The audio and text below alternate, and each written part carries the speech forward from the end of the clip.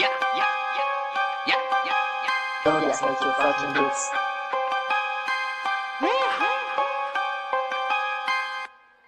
I'm about my game.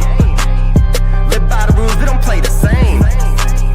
That's on my grave, that's on my name. I'm saying, I'm about my paper, about my game. I'm about my game. What is up, everybody? This is Thomas Christopher of the League Winners with another episode of College Football Now. I'll be joined by a lot of great guests today, but while you're watching this video, please make sure you hit that like button. If you're on YouTube, make sure to subscribe. Like is completely free to do, and if you like the video, subscribe to the channel. We do a lot of great college football stuff, whether it's player interviews, weekly team-related events, and just some random stuff in between. If you're watching on X/Twitter, please make sure to click that like button, retweet it. That's always great to do as well. And this is a live show, so if you are watching, feel free to comment, and we will get to you during the portion of the show. If you comment after the show ends, we will be going to answer those questions within 48 hours. Sorry for the delay. It just showed that it was live, and that we were live before, and now it's showing a timer. That's just the fun stuff that tends to happen for whatever reason when we do this show. And if you're watching on Facebook, make sure to like it. We have the League Winners page on Facebook as well, where we post all of our interviews that we did. We just recently had a bunch of stuff from the Shrine and Senior Bowl go up on there, so make sure you guys check that out. Guys and gals, check that out as well. And while you're doing it, make sure to click that follow button and stay tuned for many articles, many interviews, and some of them will be performed by the guest who I'm about to bring in right now. He is the VP of the TL Dub. It is Brandyn Pokrass. Brandyn, how you doing, my friend? TL Dub. That's the first time I've heard that one, but I'm doing great. How are you doing? I'm doing all right, man. It's another day for the show. This time we did it on Tuesday.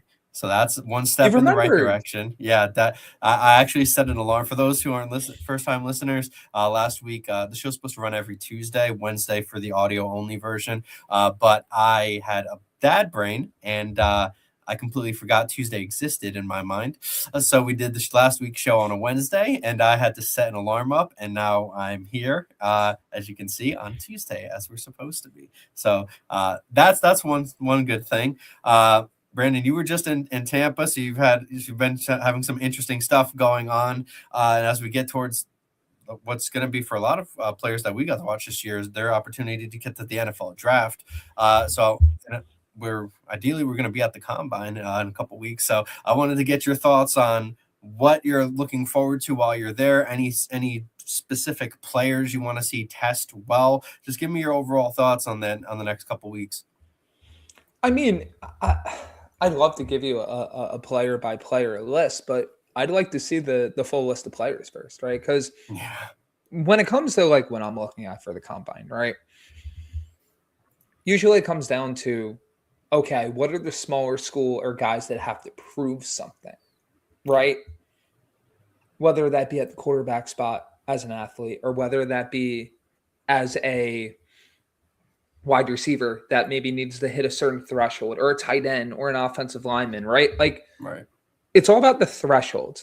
Like, I think so much is lost when people are just like, oh, we want to see the best players run fast. Like, yes, that's fun, of course. But what about the wide receiver that maybe is the bigger frame and then test well? Let's say a Malachi Fields, right? This is a guy that not only had a great college career, but also had a really damn good Senior Bowl. Okay, what's the next step for him? Now he needs to test very well. Now he needs to run at a certain threshold at the NFL Combine, because then that, combined with his Senior Bowl tape, now you're going back and be like, oh, this is on the tape. Oh, this does come through. And now you start to see that stock rise. The opposite can happen too, of course, but we like to focus on the positive here, guys that can really make their mark at the Senior Bowl, at the NFL Combine. I think for me, when it comes down to it, I think, for example, one guy, and this can be on field or off field, is Jaden Ott. Yeah. I want to see Jaden Ott test really well. I'm also interested to, kind of ask around, be like, how are the interviews with Ott? Because he has had such a very interesting college football path that the talent is at a level where he should be on a team, I'm very interested to see how NFL teams view a situation. Was it more Oklahoma or was it more him? Was it more Cal or was it more him? Right. I think that's a guy that I'm really fascinated to see how this process plays out. Another guy, also a Senior Bowl participant, Mike Washington Jr. I'm very interested to see how he tests. It looks great on tape. It looked great at Senior Bowl. What is that actual number that he's hitting? Does he do any agility drills? I'm fascinated to see that because that, especially considering it doesn't exactly show up all the time on tape, would be a great way for him to raise his stock. Wide receiver position, a guy that comes to mind immediately, the all-star warrior himself, Chris Hilton Jr. Yeah. What does he test? Like, does he test out of the gym like he has the capability to? And does the route running still show up the way it did at the Shrine Bowl and the Senior Bowl? I think that would help him a lot. I mentioned Malachi Fields. Just throw a few more names out there. An Eric Rivers Jr., like a Cyrus Allen. Like some of these guys that maybe didn't have the biggest profiles, but thanks to their all-star game performances, now have a chance to make an impact at the combine. And I'd be remiss if I didn't add, once again, not 100% sure on invites. If Kajan Owens gets that invite, I'm very excited to see how he tests. Those are just some of the initial names off the top of my head. I'm sure we could go position by position as we get closer to really hammer out, hey, here's who I'm watching at every single one. But I'm really interested to see what the invite list looks like from an overall perspective. Yeah, you got a little row body at the end, at that very, very tail end piece. I think there's something with the mic, So, but thankfully, everybody was able to hear the parts that mattered of that. I do tend to agree with you about Chris Hilton. I think he's going to be very interesting, just because the guy was a warrior throughout the 4 All-Star games. I mean, he showed up to the Hula Bowl. I'm not going to say anything else on that. He showed up to the American Bowl, and then he got the invites to both the Shrine and the Senior Bowl, and he didn't just get the invites, and he didn't get the invites for no reason. He showed out. He looked very great. I was very impressed with his route running ability for a guy who's normally just known as, I don't want to say one-trick pony, but more of a deep ball threat. He's one of the fastest players in college football, and I believe he was one of the fastest players at every one of the All-Star Games events that he was at. So Chris Hilton's a guy that I'm really interested in seeing as well. Another one, that bigger name, I mean, on defense, I'm kind of looking at Jacob Rodriguez and Kyle Lewis, because those are 2 players that at the next level, a lot of scouts and people just don't think, for whatever reason, that those players are going to have as much success at the next level. And I think a strong combine, especially if they're be able to show the ability to run fast, and if they're short yardage, if their splits are quick enough, so there's a powerful combination that allows them to succeed at the next level like they did at the college football level. Those are 2 players that I'm firmly keeping an eye on as well. I also do want to shout out Lyndon Robinson. He evidently has not been invited for the NFL Combine, which is kind of a shock to me personally. So hopefully he gets that invite and is able to do what he wants to do and show out. If not, he'll be at the Pro Day, which I will hopefully be attending. So that would be, which is another thing we have that's coming up for this draft season, is Pro Days, which we will have a lot of those on the slate. So make sure you guys stay tuned for that, because we do give a lot of updates during our regions for what we cover at the League Winners. And if you're listening right now, make sure to hit that like button, subscribe, comment, live show. We will get to you. If not now, if you comment after the show ends, we'll get to you within 24 and 48 hours. The combine's always an interesting thing, and I'm sure we're going to have a lot to talk about, especially next week once we get an official list of who's going to be there. But I do want to talk about, for those who aren't aware, we kind of got our feet wet covering college football with the American Football Conference, specifically the Florida Atlantic. Now, since then, we've been fortunate enough to not just cover Florida Atlantic, but we've covered South Florida full time, and we also cover a bit of Navy, Army, and I think we've covered almost every team here at one point. Except for maybe UAB, maybe Tulsa, maybe Charlotte, in terms of game coverage. So with all the changes that we're seeing here, I wanted to go a quick rundown through the list and see if that was the reason why. Okay. Can you hear me, Brandyn? I've been hearing you the whole time. Okay. I've been getting some weird feedback in my mic. in my headset rather.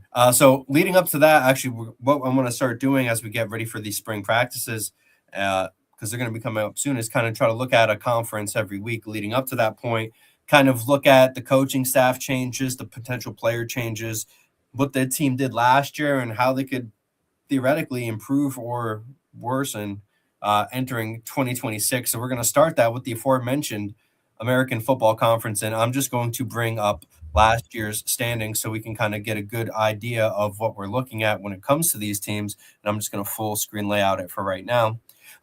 So obviously we know that Tulane ended up winning the conference championship, but in terms of as far as records go, it was a three-way tie in conference record play with North Texas, Navy, Midshipmen, and Tulane all at 7-1 in the conference. North Texas actually had the better overall record at the end of the year with a 12-2 overall.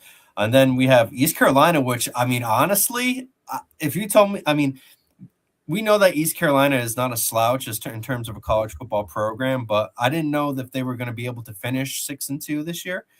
South Florida, obviously, they wanted some better stuff happening their way with the 6-2 conference record. By the way, East Carolina and South Florida both finished 9-4 overall. And then with an 8-5 overall record, finishing 4-4 in the conference was Memphis, kind of middle of the pack there. And then Army with a great win in the final week to become bowl eligible over UTSA, who they leapfrog in the rankings there. They both finished 7-6 with a 4-4 conference record.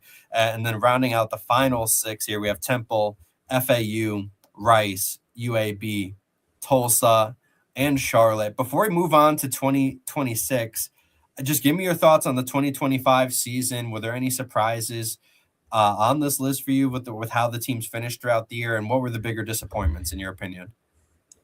I think East Carolina is definitely there, but I think the more surprising part for East Carolina was the defense, which, is ironic because one of the other teams in the conference decided to take that defensive coordinator and bring them onto their new staff, referring to Josh Aldridge, who is now the defensive coordinator at USF. I mean, I got to see it up close and personal in the last week of the regular season. What East Carolina was able to do to that FAU offense, not many teams even had the chance to do. Right. They had them off balance. They didn't allow FAU to really get rolling. And before you could blink, the Owls were in a hole. And they did that to a lot of opponents throughout the year. Obviously, it wasn't perfect, right? Because the American Conference is phenomenal from top to bottom, right? And it was just really impressive to see how the Pirates paired their defense with an offense that, had plenty of weapons, right? Caden Hauser was really damn good.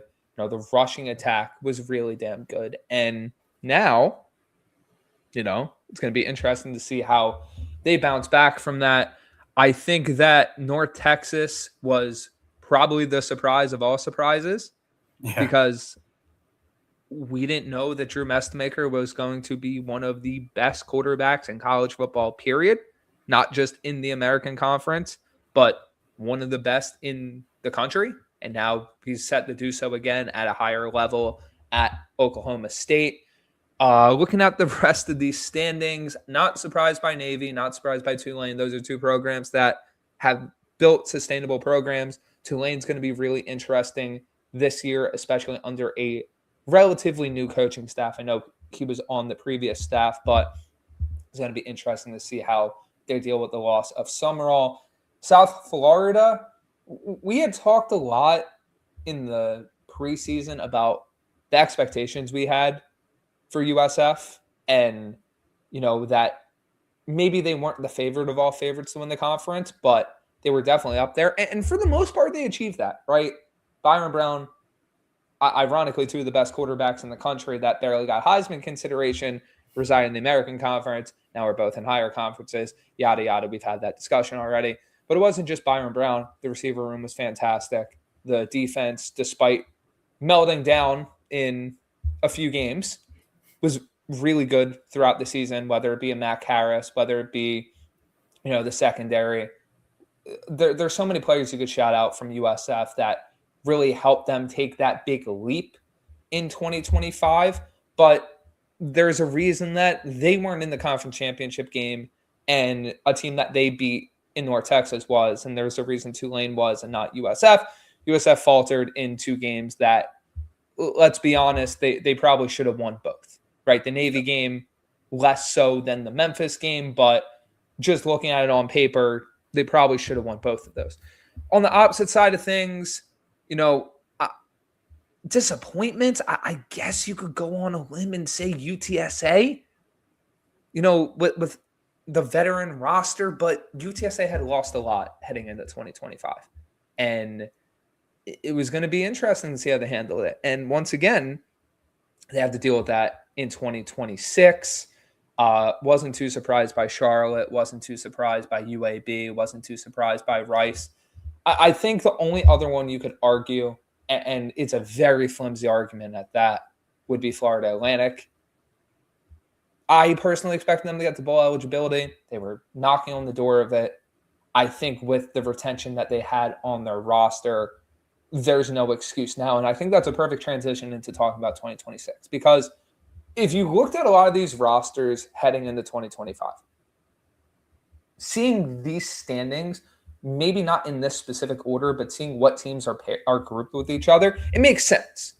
These are the teams that have either A, achieved a lot previously in the conference, or B, invested a large amount of resources into the roster to ensure that they can get to that point. You look at the top of the conference from last year. North Texas invested the resources into the roster because they knew they had something evidently in that group, and Eric Morris had them moving in that direction. Tulane had been a consistent contender. Memphis had been a consistent contender. East Carolina was building up towards that. USF put the resources in. Navy had been a consistent contender. That group is all there. Looking at 2026, a team that should make that jump is FAU. And you might be saying, wait, why would FAU make that jump? Continuity is one thing. In this era of college football, there are a very small amount of teams outside of your big guns that are retaining their starting quarterbacks on a year-to-year basis. Yeah. It's just a position that has a ton of turnover and a position that schools are searching far and wide to replicate. You want to run through the top of the conference right now in the American. North Texas is going to have a new quarterback. Navy is going to have a new quarterback. Yeah. Tulane is going to likely have a new quarterback. East Carolina is going to have a new quarterback. South Florida is going to have a new quarterback. Memphis is going to have a new quarterback. That's essentially half the conference is implementing a new signal caller and starting quarterback. It's one and the same, right? Most of these teams in the conference are bringing in a large swath of new players. You want to look at the 247 commits, right? Temple, who I'm going to get to in a little bit, don't worry, 57, Tulane 41, Memphis 74, USF 59, UTSA 39, ECU 40, Tulsa 44, Charlotte 49, Rice 45, FAU 44, North Texas 16, UAB 51, Navy 52, Army 69. These teams are having to bring in so many players because, like I said at the top, this is one of the better conferences that isn't the ACC, the Big Ten, the SEC, the Big 12. So all that to say, that continuity aspect for FAU is gigantic. You have the same head coach, the same quarterback, the same number one wide receiver, the same number one running back. You are supplementing the losses that you had on offense with replenished starting line transfers, replenished wide receiver transfers, guys that can make an instant impact. Something I've noticed a lot with the FAU transfers at wideout, they're not going for the small slot guys anymore. A lot of these guys have size and deep speed. You can tell that there's going to be a concerted effort to push the ball down the field with guys that can separate. I'm interested to see how the tight end room works this year compared to last year, because that room didn't really make an impact. I think if they get anything out of the tight end room this year, that's going to make a world of difference, not just for Caden Veldkamp, but for the win-loss record, because tight end's one of the most important positions in football, no matter what level you are. Defensively, they've retained Josh Roberts. They've retained Leon Hart Jr. They've retained some key aspects in the secondary, add a lot of impact guys, or should be impact guys in that area. Is FAU going to necessarily win the conference? I don't know. I couldn't tell you that in February. We're not even halfway through the month of February. Right. But should FAU be bowl eligible? 1,000%. There's no excuse. But I'm sorry. Like, if you want to, old takes exposed me. If FAU finishes with 4 or 5 wins, go for it. But sitting here right now, we do not know how the majority of this conference is going to be constructed in terms of where they're going to finish. FAU, with how much they have returning on their roster, needs to be in contention. And that's an understatement, right? This has to be the season. Another team in that category that I think is going to take a leap is Temple. I have Thomas knows this. We've talked about it a lot on the show, off the show. Temple's one of those teams that I've been very confident in since they hired Casey Killer as head coach. This is a guy that was the perfect hire at the perfect time for Temple. Yes. Temple wants to ensure that their football program's heading in the right direction. What do? You hire the guy with a ton of Northeast roots. What has Casey Killer done after his first season? Well, he has the number 1 overall recruiting class in the American Conference. He's ranked number 1. That's above Tulane, that's above Memphis, and that's above USF, according to 247. He's the number 1 in terms of high school recruiting as well for his class. The transfers he's brought in, I'm a big fan of a lot of them. And this is an offense that turned Evan Simon, a guy that had struggled massively the year before, into one of the best quarterbacks in the conference. What do you think he's going to do in year 2 of his scheme? Retaining a lot of players that are going to help them win games. They're my sleeper pick. And if I were to throw a bet down, which I don't do anymore, but if I were to do it, this would be my sleeper pick to win the conference. I will go out on that leg and stand on it. Temple is my sleeper pick to win the American Conference in 2026. Now, the question for me is, what does this defense look like? Because we know Keeler can coach up an offense. Look at Sam Houston in years past, how he just completely elevated them. If they get even 20% more out of their defense, this team's going to be a force in the American. I'm very excited to see it. So those are the 2 teams I have on the rise. The other 2 that I'm very intrigued by are 2 relative stalwarts in the conference, that being USF and Memphis. Memphis might have brought in one of the more unheralded yet really fun transfer classes in the American this year. I mean, you want to start at the top. Quarterback competition between Marcus Stokes and Aaron Nolan, that's going to be fun. That's going to be very fun. And this is even including some of the guys that they lost both in the transfer portal and high school commits that flipped. I really like some of the skill position guys that they brought in. You know, if we want to run through some of them based off 247's rankings, you know, you got Alante Brown from Michigan State. You have on the defensive side, D'Angelo Thompson from Syracuse. Going back to the offensive side, you have Old Dominion transfer Martin Woodsma. You know, going back to wideout, or my bad, the running back position, Manny Covey from Cincinnati, running through this list. Jeremy Davis from Kansas State. A lot of guys that are coming down very similarly to USF, which we'll get to, from the P4 ranks. Terrell Timmons from Colorado. That's a guy that was, in my opinion, a very impressive get for them. Memphis has consistently competed in the American for a reason. Not just the coaching, but the ability and talent that they are able to bring on their roster. And looking at their new head coach, I think they could be even better than in years past, based on what Charles Huff has been able to do. Right? Now you flip over to USF. USF, I think, and I will verify this right now, I think they still have the best transferred class in the American. And it sends me back to yes, they have the best transfer class in the American, ranking above North Texas, Memphis, and Tulsa. They had to do a complete teardown after former head coach Alex Golesh moved on to the Auburn Tigers, took Byron Brown and a large slew of offensive contributors with him to the Tigers and the SEC. But There's a lot of intriguing weapons that they brought in, a lot of intriguing talent, a lot of intriguing players on defense as well. I think that Hartline and his staff, namely Aldridge from East Carolina on the defensive side of the ball, can get a lot out of these players. I think it's really going to come down to who's on the field for them, because it's a lot of names right now. It's a lot of talent. It's a lot of guys that have the ceiling. What does the floor look like with the contributors that remained and the guys that came in to really make those units up? And you could say that for the entire conference, right? But what does that team look like when they step on the field in the spring game? What does that team look like when they step on the field in week one? We're so far away from that.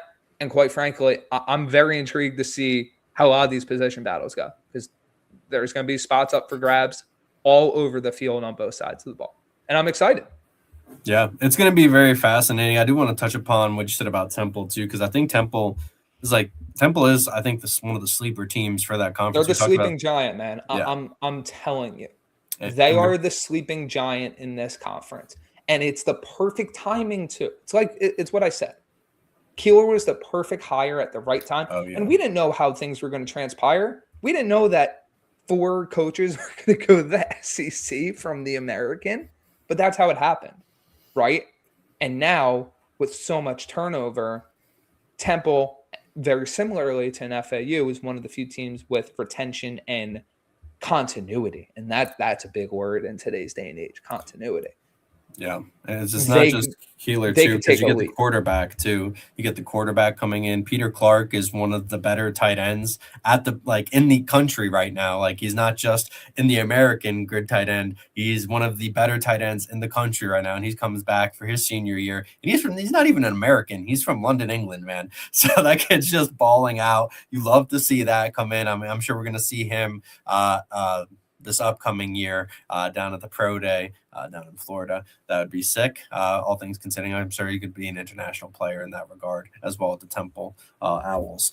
So that'd be great. I think FAU makes that slight jump too. I mean, they kind of have to, right? I mean, you don't keep a quarterback like Caden Velkamp, he has his flaws just like everybody does, but he is a big time playmaker for Florida Atlantic, and they get Easton Messer, who probably did some things he wishes to take back from this past year, turnover wise at least. And some decisions where I think he was trying too hard to make a play and not just doing what he's asked to do. But that's just a sign of a guy who's trying to be elite. So I'm not too upset with that. I did wish that they kept Asad Wasim, because I think that is going to be a major loss. But those are 2 teams that I think are going to be good. I think Rice and I think Charlotte are going to do better. Obviously, I don't expect them to be any world beaters, even though Rice almost got to a bowl game. I'm just saying. Or I think they might have even got invited to one. But they ended up finishing 5. I think Army, we're going to see an Army team that's going to be rejuvenated after seeing Cale Hellum step in for Dwayne Roberts. I think it's Rob Robertson. I'm going to have to Dwayne Coleman. Yeah, we know I'm terrible at names. We're just not even gonna pretend anymore. We're just gonna know. I'm gonna look it up in a second. But I think Army is really gonna step up because of what they had, and it is Dwayne Coleman. I was right the second time, not the first time. It happens. So I think they're gonna do great. Cale Helms, he's a baller, man, and he's just fantastic. Losing Noah Short's really gonna hurt them because he was a great slot back, as I've said many times, and I've told you this, I compare him to Eli Heidenreich in a lot of ways. He's just a little more underknown. And I think Navy's going to step up again, too, because I think Brian Newberry is a fantastic head coach. One team I do have question marks with is UTSA, because, yes, they're getting guys back, but they also lose a lot of players because of how good that trailer and that they're just in a hotbed of recruiting, right? That being in Texas is just a hotbed of recruiting. So by nature, if you get a guy who's unheralded and performs at the G6 level from that hotbed, he usually gets picked up without a second hesitation. But I do have concerns about Traylor in general, just because that man has spoken out so publicly about the school not giving money and losing players because of bad promises and stuff like that. So I'm just either it's all going to click, and Owen McCown and all those guys, they're going to click and they're going to do fantastically.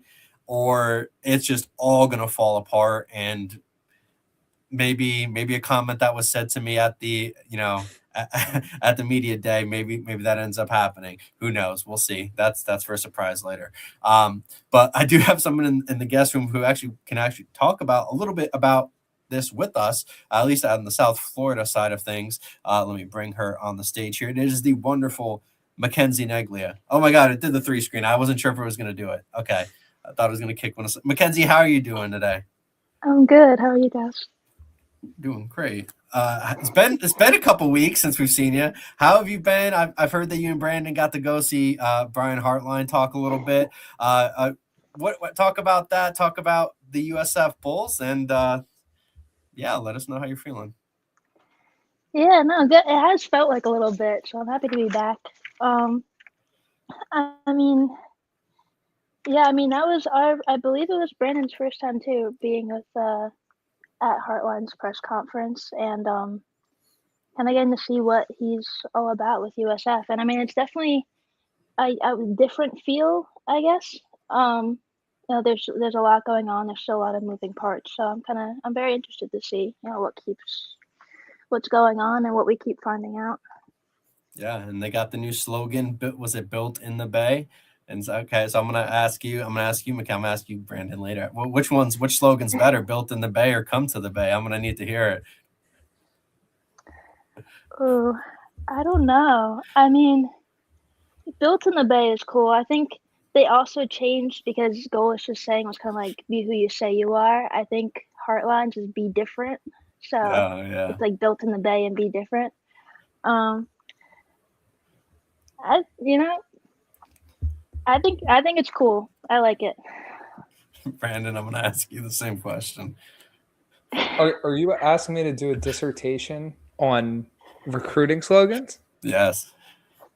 I think they're both cool. I think one represented one era. I think the other represents another.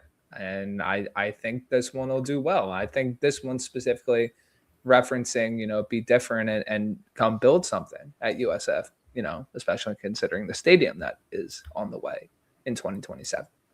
Yeah, and stay in the Bay will have a whole new meaning going forward. Wink, wink. I don't know if you guys caught that one. Maybe not. Anyway, so you both were at that Brian Hartline presser. I'm going to start with you, Brandyn. What were your takeaways from Hartline just as the guy? Let me put this off right now so we can all messed up. Hit the wrong button. I did hit the wrong button. There we go. I don't like being on the middle. I don't like the middle. All right. Brandyn, let us know what your thoughts are for Brian Hartline and his presser. We have a lot of fun here. I think it was obviously these are pressers, right? Mackenzie and I covering USF last year, there's only so much you can take from a press conference, whether that's the good, whether that's the bad, whether that's everything in between, right? These things are not designed for you to, hold them up to the light every single time, because there's certain things you have the coach speak around. There's certain things that you can't really be transparent with in a public forum, especially considering juggling the roster and the transfer. There's a lot of stuff that goes into it, obviously. But keeping all of that in mind and all things considered, I did think it was a pretty good presser. And what I found to be very interesting is what it seems that USF's current approach to the portal and roster building is. Because Hartline specifically mentioned multiple times, and he made sure to hammer it home, that they weren't necessarily targeting the best players, but they were rather targeting the right players. This wasn't something he said once as a throwaway line. This is something he emphasized on multiple occasions. And I think what it signals is, every coach is focused on culture. But there's some teams that say that and then just try to target everybody in the portal. It seems that USF is trying to implement a specific type of player, a specific type of mindset right from the get-go on their 2026 roster. They want guys that, as Mackenzie can attest to, as Hartline said in the presser, acknowledge that they're coming into someone else's home. That being the guys that are the returnees, the guys that have been there, and that they're not trying to commandeer the whole thing. He wants guys that are willing to compete. He wants guys that are willing to fight. And he wants that hard line mentality, that grittiness, as he talked about. It really seems that going forward, you mentioned the new slogan, everything as kind of the throwaway, as a joke, but I think really they're trying to apply that to everything they do. They're trying to apply that mentality, that competitiveness and that toughness into what their foundation is. And he mentioned, it's like, they're in the process of building that culture. This isn't a finished product. And he talked about that from a scheme perspective, a starter perspective. Like he doesn't have all the answers, and he made sure to emphasize that. But the main thing I really took away is that the biggest thing Heartline is focused on right now is culture. And when it comes to the roster building, he wants to make sure that the right players are in the building going forward. Yeah, it's going to be fascinating. I'm actually going to be talking to Shane. Shane's actually going to be on the show tonight too. So we're going to see the Alex Golesh side of things too, and how just interesting. It's going to be fascinating to see how these two programs react, because obviously Heartline has no connection to the two other than he's the USF coach, but it's just we cover USF and it's going to be, and we cover Auburn. So it'd be great to see just the contrast and similarities and how that goes, especially after 2 tenures that we can say, I guess, were successful for both coaches. Mackenzie, I do want to get your thoughts too, because you're there. You're there too, and you're just at location, and you just get the whole atmosphere within the community. What are your thoughts on the new head coach, and what do you think expectations should be for this season? I mean, it's practically a whole new team. You have close to 60 new players. 41 of them came from the portal.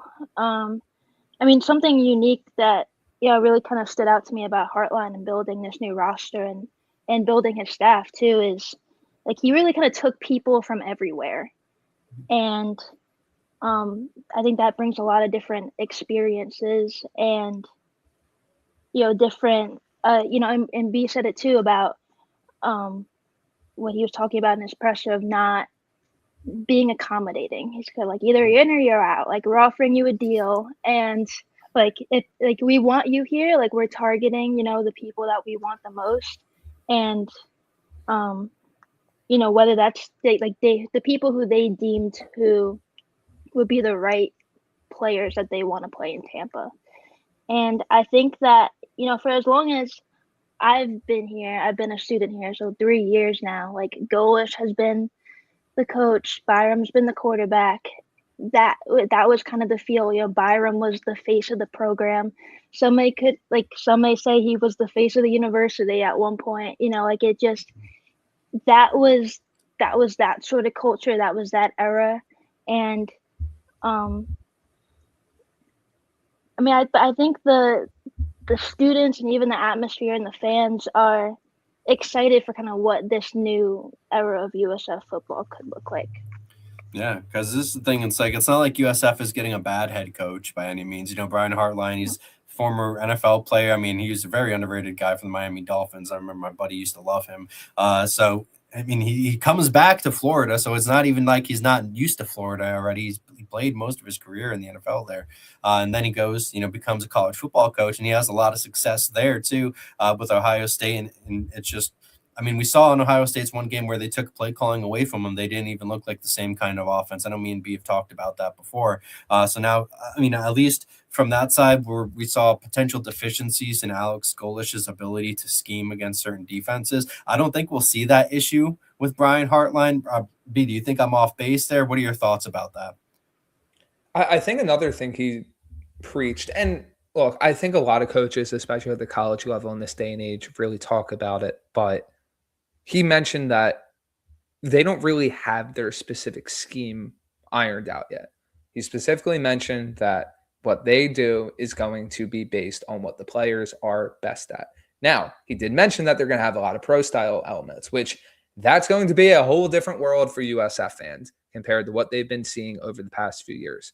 They said they're going to incorporate tempo, but there's going to be huddling as well. They said they're going to, like I said, just to reiterate, he said they're going to be pro-style schemes.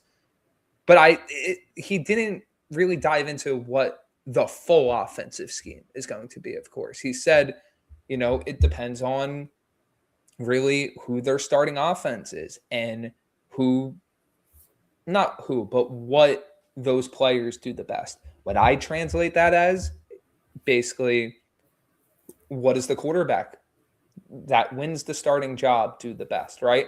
If it's Gromahok, what offense does he enjoy? If it's Van Buren, what does he enjoy? If it's one of the other two competing for the job, what are they best at? What schemes are the starting running backs most comfortable in? Are the wideouts good in a more up-tempo style, or are they good balancing a whole slew of responsibilities, whether it be, blocking or running routes from under center or running routes from a more shotgun-based scheme? How about the tight ends, a position that, like we talked about at the top of the show, if USF really wants to get their new tight end room involved, or partially new, partially returning tight end room involved with some of the great guys they have at that spot, does that influence the scheme they run? What about the offensive lineman, right? You go down the list of each position, and each guy can influence what they do, and then the whole unit as a whole, how they work together, will also influence what they do.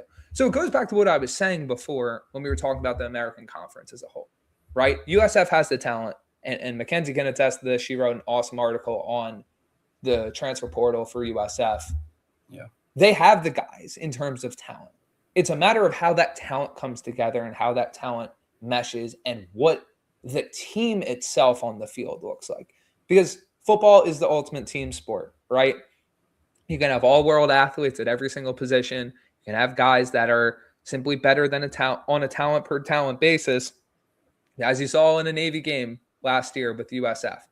If you're not in the right positions and you're not executing at a high level and you're not doing your job, you can lose any game that you play against another team. Yeah, I think that's very astutely said. Hopefully we don't see any USF problems in that regard. I mean, I don't want any team to fail, but, more so the teams we cover. A little bias there. It's okay. But Mackenzie, you did talk about a lot of new stuff, a lot of changes. The vibe's kind of different. And I believe is it your final year at USF this year?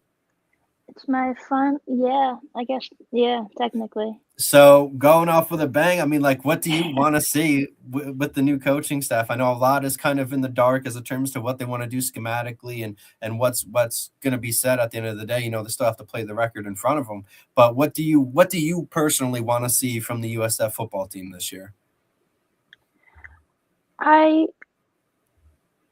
hope that they have a great year in terms of that they kind of show what they're about and really solidifying that new culture that Heartline's been talking about. And it's their final year playing at Ray J, so they're getting ready to open this new stadium. And I think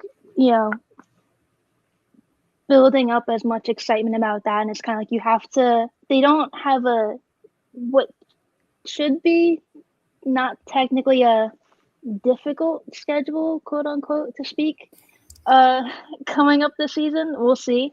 But just continuing to kind of do what they've been doing, and having a great year and leading up to that new on-campus stadium is going to be really cool.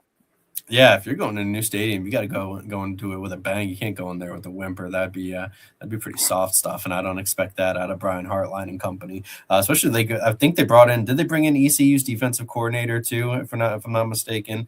Right? Yeah.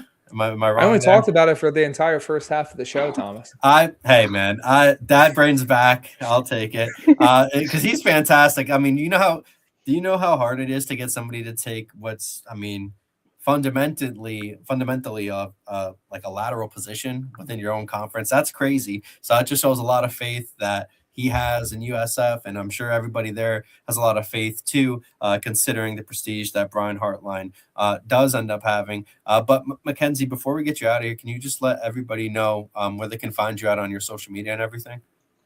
Yeah, all of my USF coverage is on my X or Twitter. It's just my first and last name. And we'll be doing some spring football soon. It's pretty cool. Yeah, I'm getting excited for it. I can't wait. Mackenzie, thank you so much. You've been fantastic. Thank you so much for taking the time out to talk to Brandyn and an idiot. Of course. Thank you, guys. Have a good night. Yeah, you take care. That is. Oh, it didn't switch it. Why didn't it? Technology, man. That is Mackenzie Neglia. You can find her on X/Twitter at MackenziNeglia. It's right there, and I still have to do it without looking. It's one try, one take. I'll take it. Before we get to the next segment, because I do want to talk to you quickly, Brandyn, before I end up getting you out of here, I do want to talk to you about some FIU stuff, because that's really the only team we haven't talked about yet. Before anybody watching this, if you're watching on YouTube, I see you people on YouTube. Just click that like button, man. Just click it. It's okay.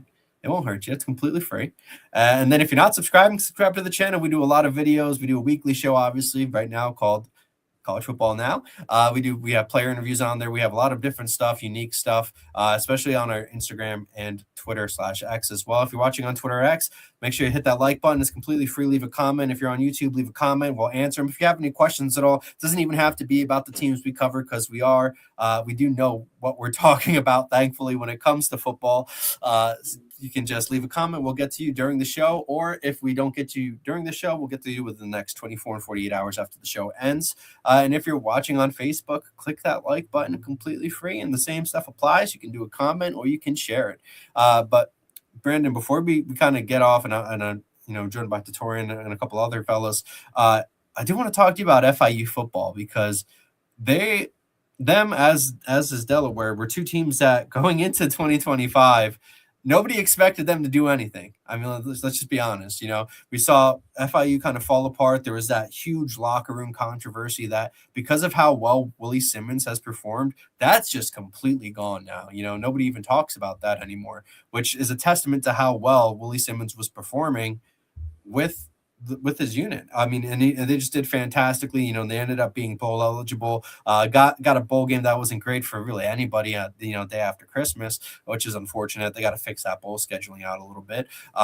But they exceeded expectations, and now they go into 2026 looking to build upon that. What are your overall thoughts of the 2025 iteration of the Panthers, and what do you expect from them going into 2026? I mean, considering I got to see it basically from start to finish, it really was cool seeing a program get built over time. Willie Simmons came in and basically established what he wanted to see from them over the course of the season. And it wasn't perfect. There were ups, there were downs, but when you reach the end of that season, even despite what happened in the bowl game, right, they've really achieved more than I would say I even expected from them, in a sense, right? And especially as time went on, defensively, that secondary ended up being just as good as I thought. Very early on in the spring, it became apparent that there were certain players that were really going to stand out, whether it be a Josiah McGrew or whether it be a Brian Blades II. Those guys really popped. Then Shamir Sterling came on, and then Mr. Clark, and then a Victor Evans III. And now you look, majority of that secondary is starting, or not starting, because we don't know lineups yet, but majority of that secondary is at Power 4 schools, or Power 4 schools, as I like to say. McGrew is at Arizona State, Blades at Wake Forest, Clark's at Purdue, Evans is at Nebraska. A lot of these guys moved up. Offensively, you saw what they wanted that scheme to be, and it looked that way early on. They hit some road bumps, they make a quarterback change, they find that spark of the offense once again. And you see really what that offense can be when they have a quarterback that fits the scheme the best, and they have the receivers that fit the scheme the best on the field, making big plays, so on and so forth. Heading into this year, they made some very impact transfer additions. I think one that I have my eye on as we head towards spring practice is Greg Gaines III from Rhode Island. This is very, very, very adjacent to the Alex Perry edition from last year. Same type of player, same type of body type. Perry has moved on to Illinois, where I expect him to do great things because he's that type of player. I expect Gaines to come in and really compete for a job right off the bat alongside the likes of a Kyle McNeil and a JoJo Stone. J.J. Cole is another name to know, along with Zach Marker. Those are 2 quarterback additions, considering that Keywan Jenkins is now at UCF, and the standout quarterback, Joe Pasansky, is graduated. His last year of eligibility was in 2025. No eligibility shenanigans going on there. I'm really interested to see how those 2 fare. I am really interested to see if freshman DJ Alexander can push at all. I'm not really expecting it all too much, but I am a big fan of his as a player, and I think that he's someone that could be set up for a big-time role for the Panthers in the coming years. He probably rounds out that room behind Marker and Cole. I think I would lean towards, personally, Cole getting that nod, but that's why you have the spring. That's why you have fall camp. You get to see all of it play out. You know, look at how Russell Wilson became the Seahawks starting quarterback. No one expected him to get that job over Matt Flynn, but performance dictates. And, you know, crazier things have happened in college football. Some other transfers of note, Ja'Cory Stewart, Pickle Stewart. I think he's a very fun linebacker addition. Yeah. A cornerback addition that I personally expect to be a very, very, very fun player for the Panthers is Lawrence Johnson. In short spurts for FAU, he was really good last year. I expect him to kind of fill some of that void that was left by some of the departing players for the Panthers. And just overall, from what you asked, I think FIU obviously has to contend with what a lot of teams in their level and even other conferences in that level have to contend with. They're flipping over a lot of a roster, right? Yeah. Whether it be quarterback, whether it be defensive back, whether it be offensive line. A lot of their key contributors are in other places. But they did retain some really key elements. They did retain some guys that are going to be studs for them. If they're able to fit the pieces in the right places, you know, in year 2 of a scheme and year 2 of a program under Willie Simmons, I do think they can compete for the Conference USA title. I really do. Considering what Simmons walked into and what he was able to do in year 1, year 2 with having enough guys that were there for year 1 back and allowing that scheme to develop even further and allowing that culture specifically to develop even further, I think you could see an even better year from the Panthers in 2026.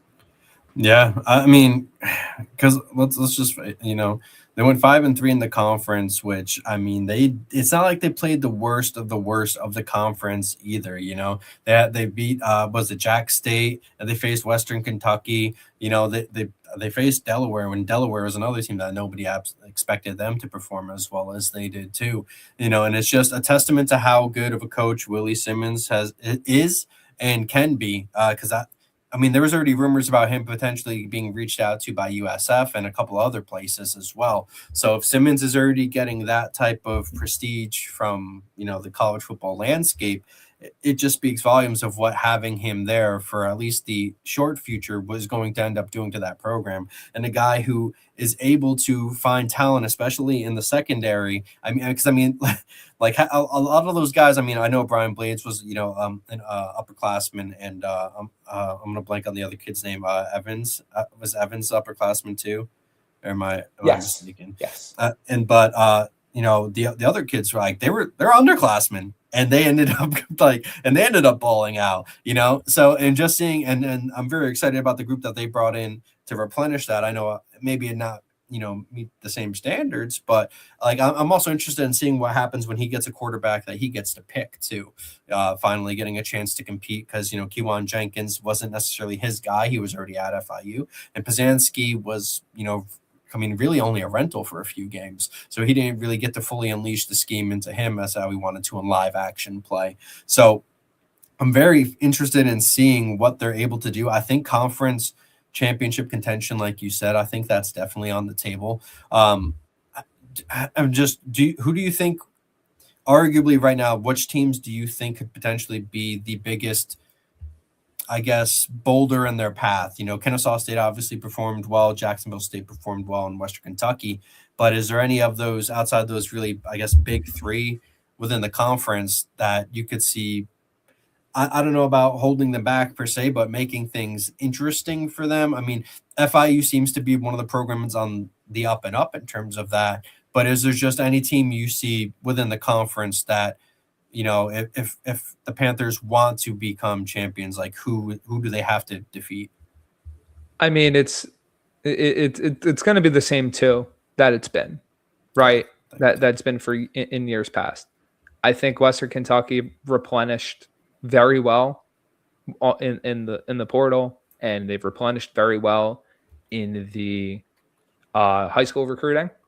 Looking at the high school recruiting right now, their top guy was a Devin Hamilton, 6 foot, essentially 6'3", 200-pound wide receiver from Georgia, according to 247, the number 100 wide receiver in the country.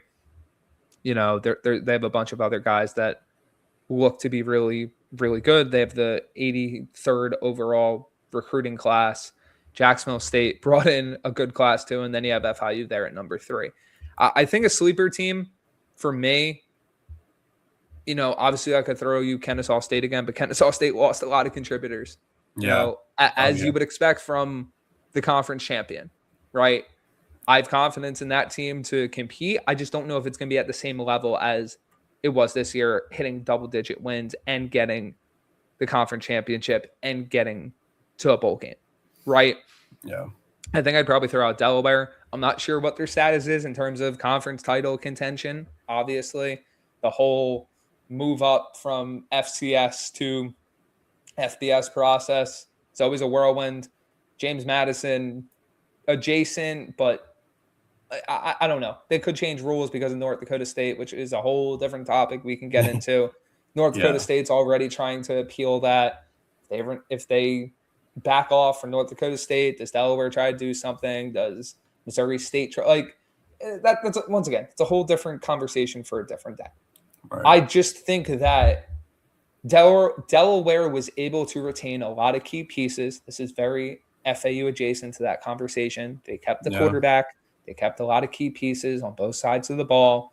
What does year 2 of that scheme look like? They brought in a pretty decent recruiting class overall. They were a thorn in most team sides this past year, and that was a team that was that consisted of a lot of FCS players. What does that look like now with them having a full year to adjust to that FBS level? That's the team where I'm probably like, okay, I think they could surprise people even more than they did this previous year, where they made the jump to FBS football seamlessly. So outside of your 2 big dogs in the conference being Jacksonville State and Western Kentucky, always have to watch out for Liberty, and not too sure about them yet. Right. I think that Delaware could join that echelon alongside FIU, Western Kentucky, Jacksonville State, Liberty, Kennesaw State, etc. Yeah, it'll be extremely fascinating to see, because I'm a fan of Willie Simmons. I'm a fan of Brian Carty over at Delaware, and I know Delaware just gave Manny Rojas a promotion. He's now like co-head coach, so assistant head. They give him some position that's basically just, hey, we're going to pay you some extra money so you don't leave kind of position. And considering some of the schemes that Manny was using over at Delaware, that guy's ready for the big boys, and hopefully that they have.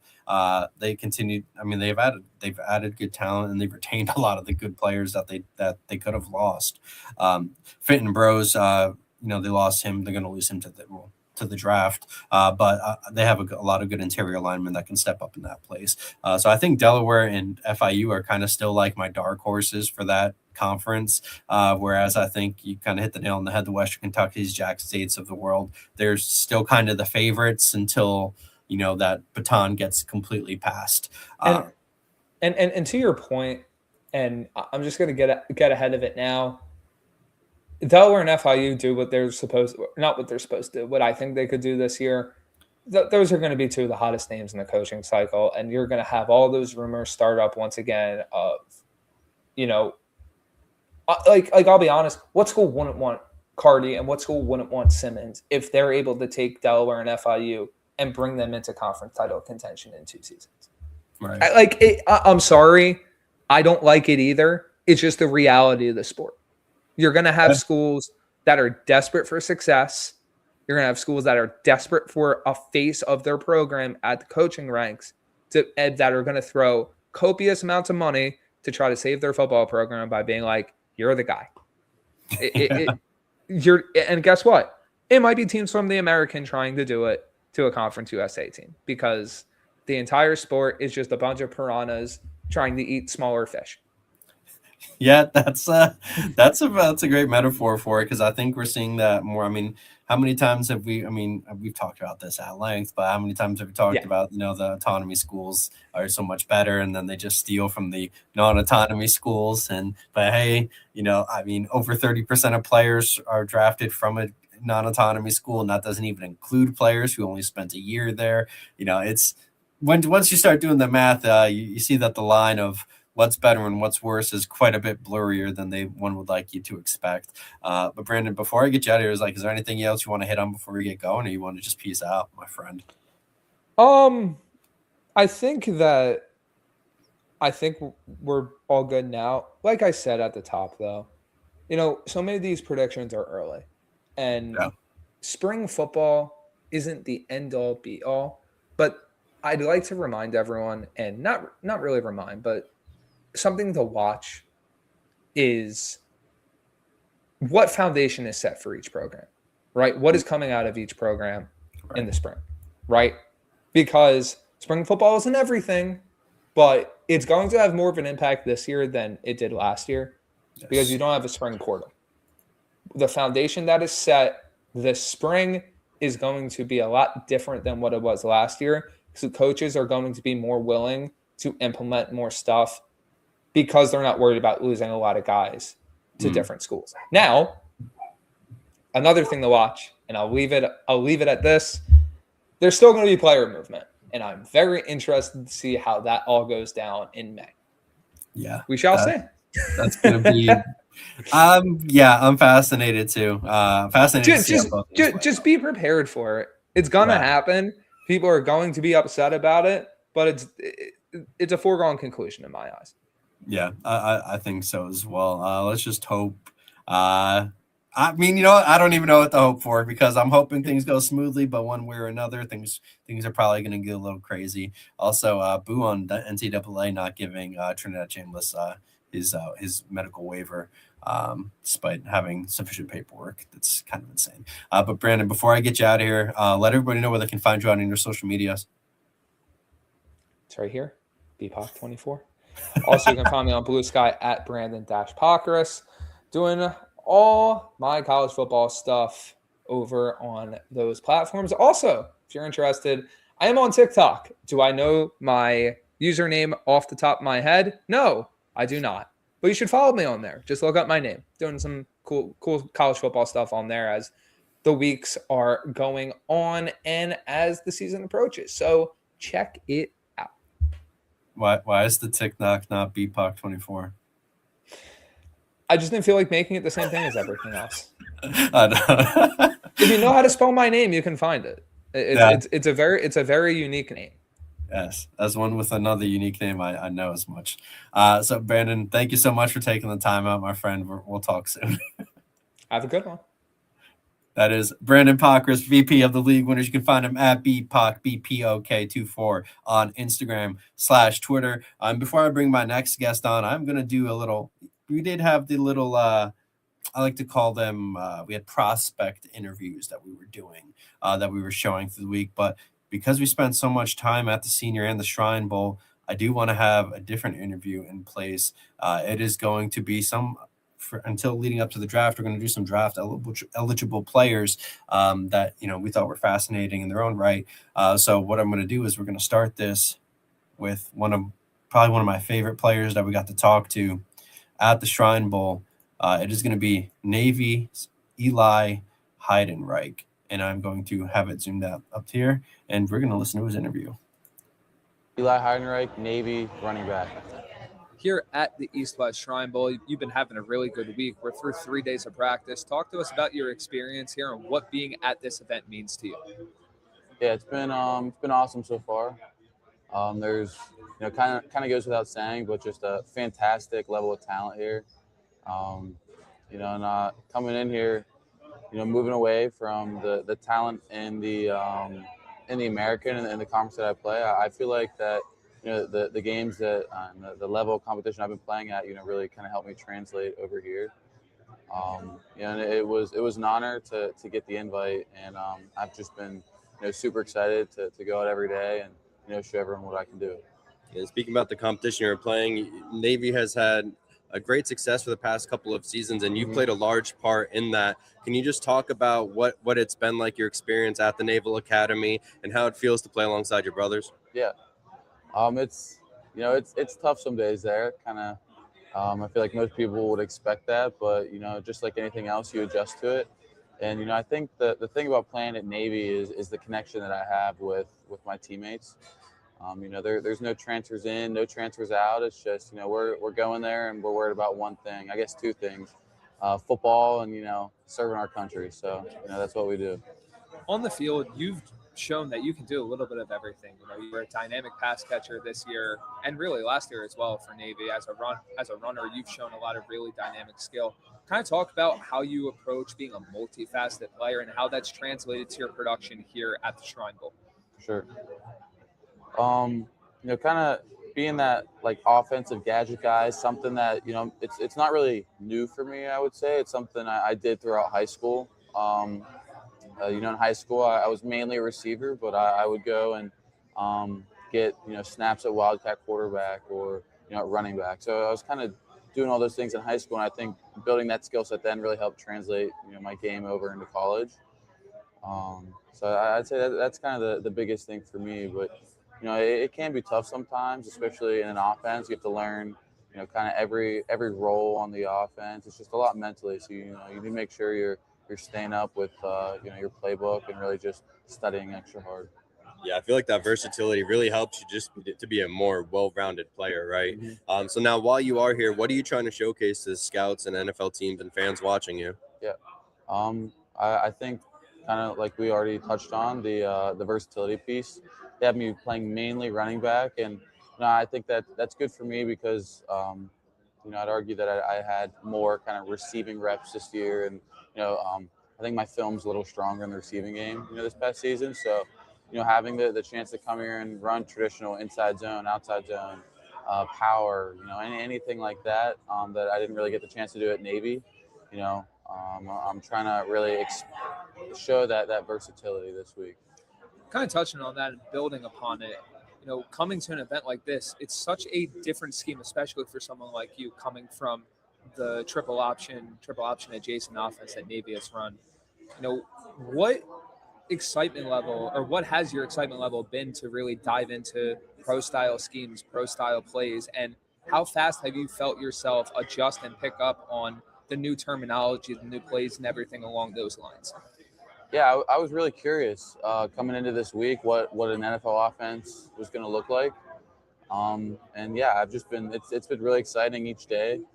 Obviously learning, kind of mentally beforehand what you need to do, but then going out and practicing with some, other fantastic running backs and trying to learn from them. I think that's the biggest thing is there's a bunch of other guys in the room with me that have been doing this their whole career and just trying to learn from them a little bit, and then learning from Coach Montgomery on the things that he sees in my game. So it's just trying to soak everything up and really do the best I can to build my skill set at running back as well. This is the culmination of your collegiate football career. Obviously, you do have a teammate here, and you played alongside a lot of great teammates too, like Blake Horvath. So can you just talk about what your favorite memory has been playing alongside your guys at the Naval Academy? Yeah, I'll go back to this year's Army-Navy game. I'd say, winning in Baltimore, which is basically a home game for us, senior year, kind of in like a storybook, win in a sense that, we're kind of, losing all game, and then we win there at the end. It was an awesome game all around. Something I remember the rest of my life, the feeling I had, we had as a team in the locker room after was, something I won't forget. So I'd say this year's Army-Navy game. I love asking guys that are heading towards the next level, heading towards the NFL level, how they view different players at their position and mentorship type thing. So tying into that, who is the guy at the next level at your position, or maybe a player just like you that you would like to have in that mentor role? And maybe if not a specific player, who's the guy that you would love to add an element of their game into your own? Yeah. No, I've always been a huge fan of Christian McCaffrey ever since he was at Stanford. He's always just a guy that, you know, he plays the game right, and everyone sees his receiving and you know, rushing ability. But, you know, I think you watch him in the effort and the physicality and, you know, things in that kind of area that he does so well. He's just a guy that, you know, I've always looked up to and tried to emulate in a way, you know, get as close to him as I can. So I'd say that's definitely a guy I look to for sure. A lot of players either have like a superstition or a routine or a ritual that they do on game day. Does that apply to you at all? And if so, what is it?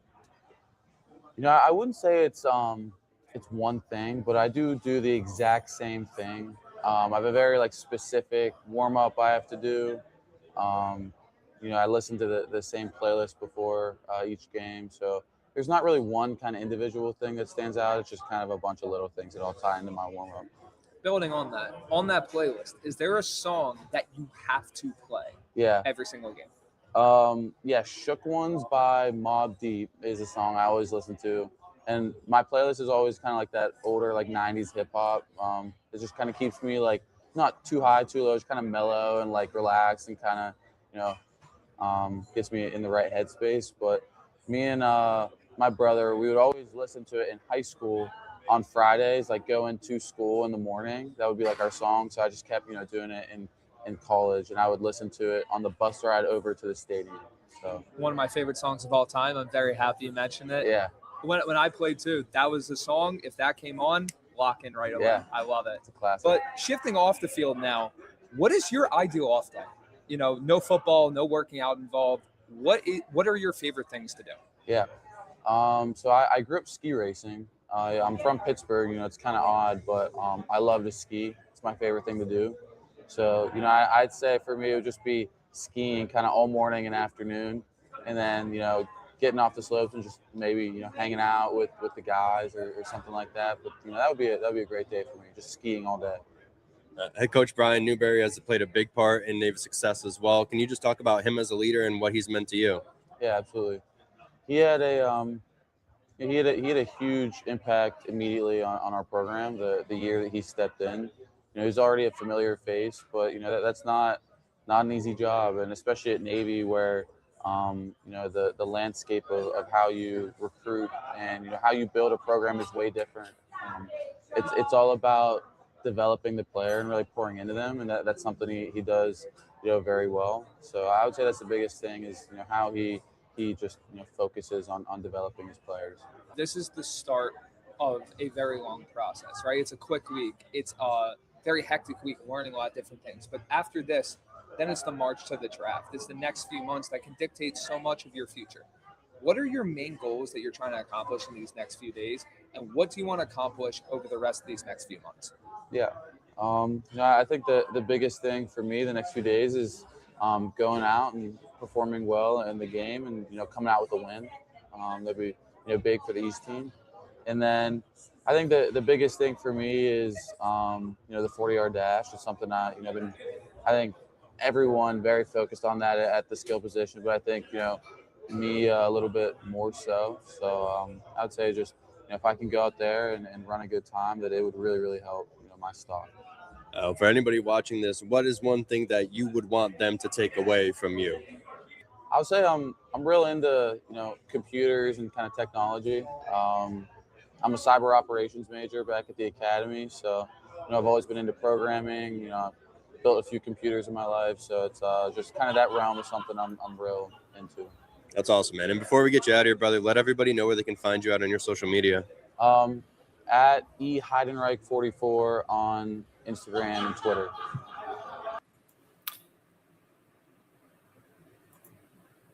Well, that was supposed to put me back on the page, but I guess it stopped for whatever reason. That was our interview with Eli Heidenreich, Navy slot back, who primarily played at running back at the Shrine Bowl. That was our interview that was our interview with him at the league winners. I just see my next guest. It's been a while since we've had him on the show too. I mean, Dad Brain's kind of gotten the best of me, but so I'm glad to we've had some of our old friends coming back on.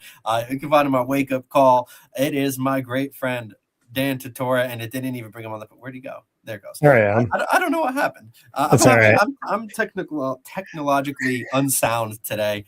Dan, thank you. It's been a while since we've been on the show. I mean, I know I did your show. It's been a while since we've had you on this show. Yeah. I mean, how have you been, man? I'm good. I just had an event tonight. I was covering Liverpool athletic training for Liverpool High School in Central New York, and got to shout out the fact that a high school in CNY has 2 full-time athletic trainers. They actually have more of an athletic training footprint than some colleges in the area. And so shout out to Katie Jensen and Jay Kellogg and the awesome student athletes that have been affected in a positive way by these athletic trainers. Shout out to Ari Lieberman, the AD. And I got to sit with Janasia. She's awesome. Janasia, Jordan, and Isaiah Morris, got to sit with him again. And then I was, all set up, going to leave the event, and Isaiah wanted to stay after and talk with me. And then we prayed together. We broke bread and had dinner together.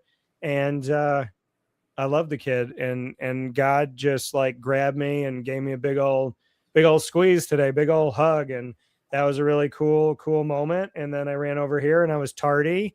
And so I apologize for being late.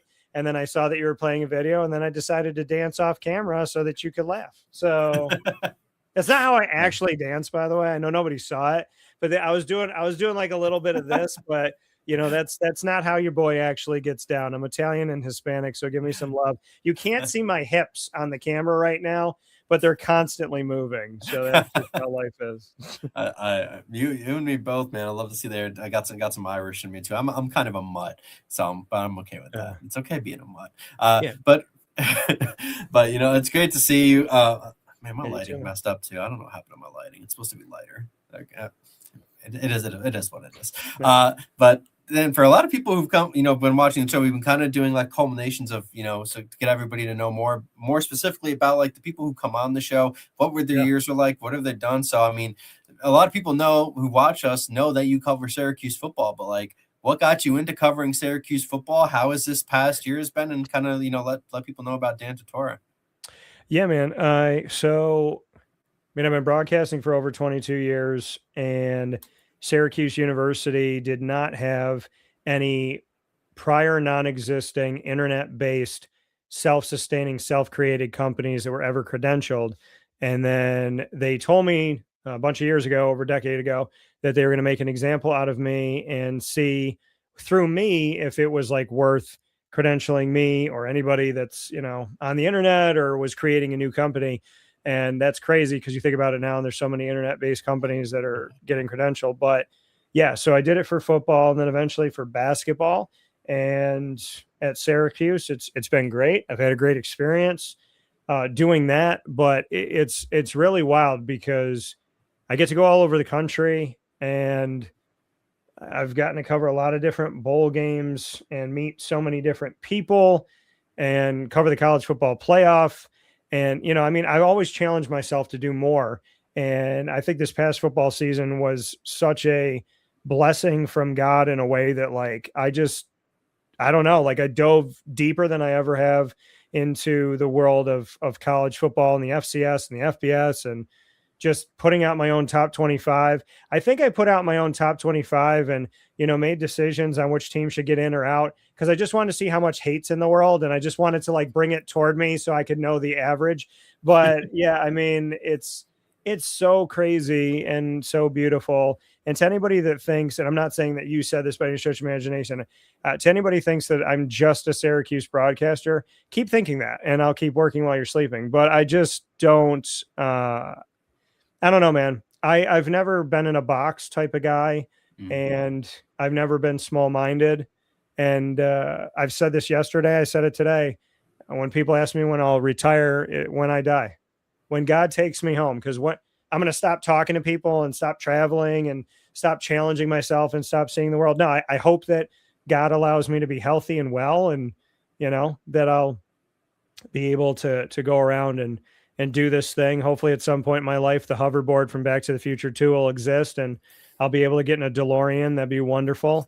By the way, if you watch Back to the Future, the date that they go to in the second movie, which is my favorite, they go to my birthday, October 21st, 2015, because the first one came out in 1985. So whenever they have the anniversary of Back to the Future, it's on my birthday. And when they did the 30th year celebration and they said, "Where were you?" I was like, well, it depends. I was being born and then like I'm here. So celebrating Back to the Future on my birthday is pretty wild. But yeah, man, I love covering Syracuse. I love covering the ACC, the American, but I've dug so deep into all kinds of stuff now and talking to commissioners and a thing we call Commissioner Corner. And I mean, I don't even know how to describe it. It's wild and it's amazing. And I get to live in my hometown, but travel all over the country and sometimes the world. And I'm very, very spoiled. And I would just say, if I haven't been to your school yet, give me a minute. I'll get there. Yeah, that's one of the things that honestly like attracted me to you, man. Because like I'm of the same ilk. Like I don't like to be put in a box of in terms of like, because like I said, like you cover Syracuse, I cover Syracuse, but you also do a million other things too and cover a million other things, and I cover a million other things as well. Like, you know, so I was just like, that's people who aren't afraid to like put themselves out there and do stuff that's outside the norm have always intrigued me. And obviously, you know, we ended up crossing paths, and the rest has been history since then. It's been kind of great. You know, I truly appreciate all, you know, all the help you've been giving me. No, you're good people, man. Give some credit to yourself. I've scoured the earth for good people in the media, and you were easy to find. So give yourself some credit. No, I appreciate that. But I do truly appreciate that. But I do want to talk to you about like this year, you know, so, you know, we can talk, I mean, we can talk some of the Syracuse stuff too, but because that was a year where we had a big up and then a very down, and then it just kept going down, and we saw a bad point there. But so you don't necessarily have to talk about that per se, but I just want to know, and you know, I'm sure the fans want to hear too, like what's been your favorite moment in broadcasting, whether it's college football or otherwise, you know, what's been your favorite moment, and what's been like a moment where you saw somebody really, you know, get through it adversity, or you know, saw like a lowest of lows, like we talked about with Syracuse. Yeah, I mean, I'll hit a couple different points. You hit a few different places, so I'll go there. Favorite moment this past year, man, it's got to be covering the college football playoff. I got to cover it all the way to the championship last year and got to be a part of, you know, history going all the way to the end in the first year of the 12 team.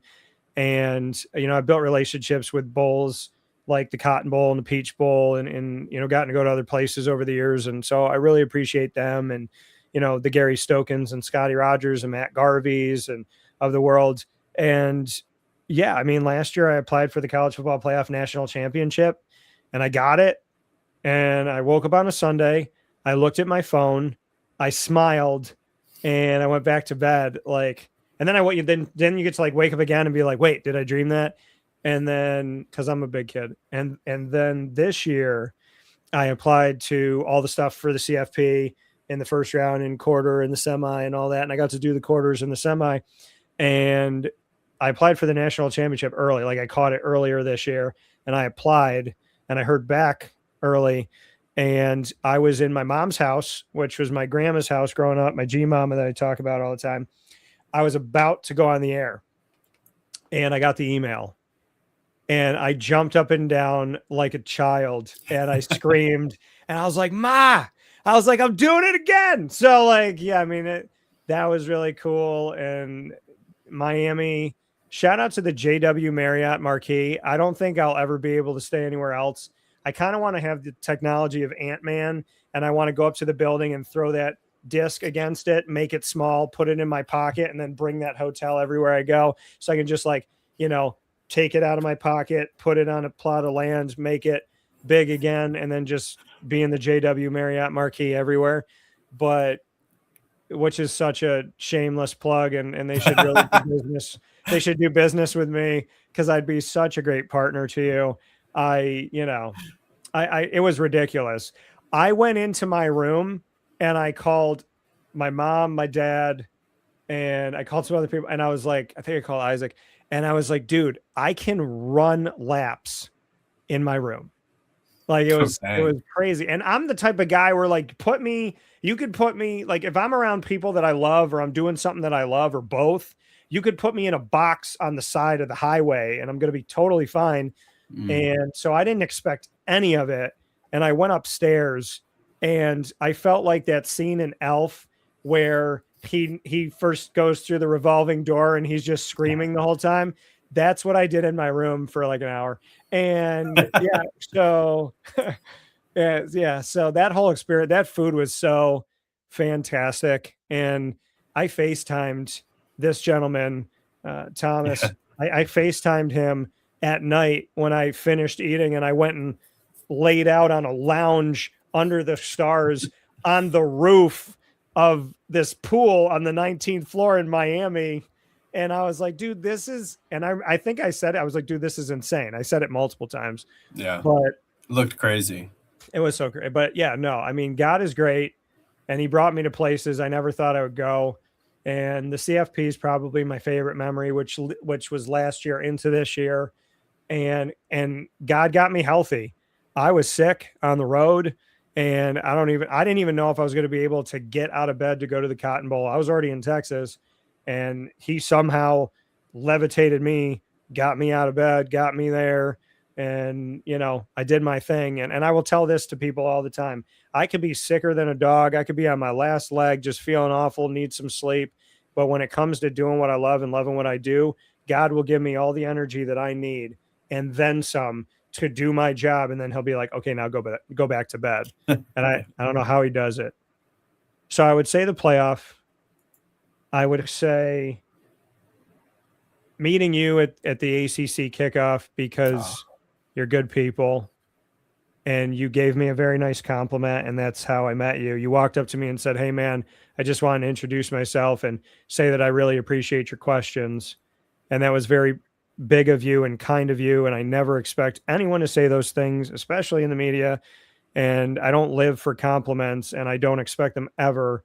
And I remember walking out of there going, I really hope that this guy is a nice guy because I think he is.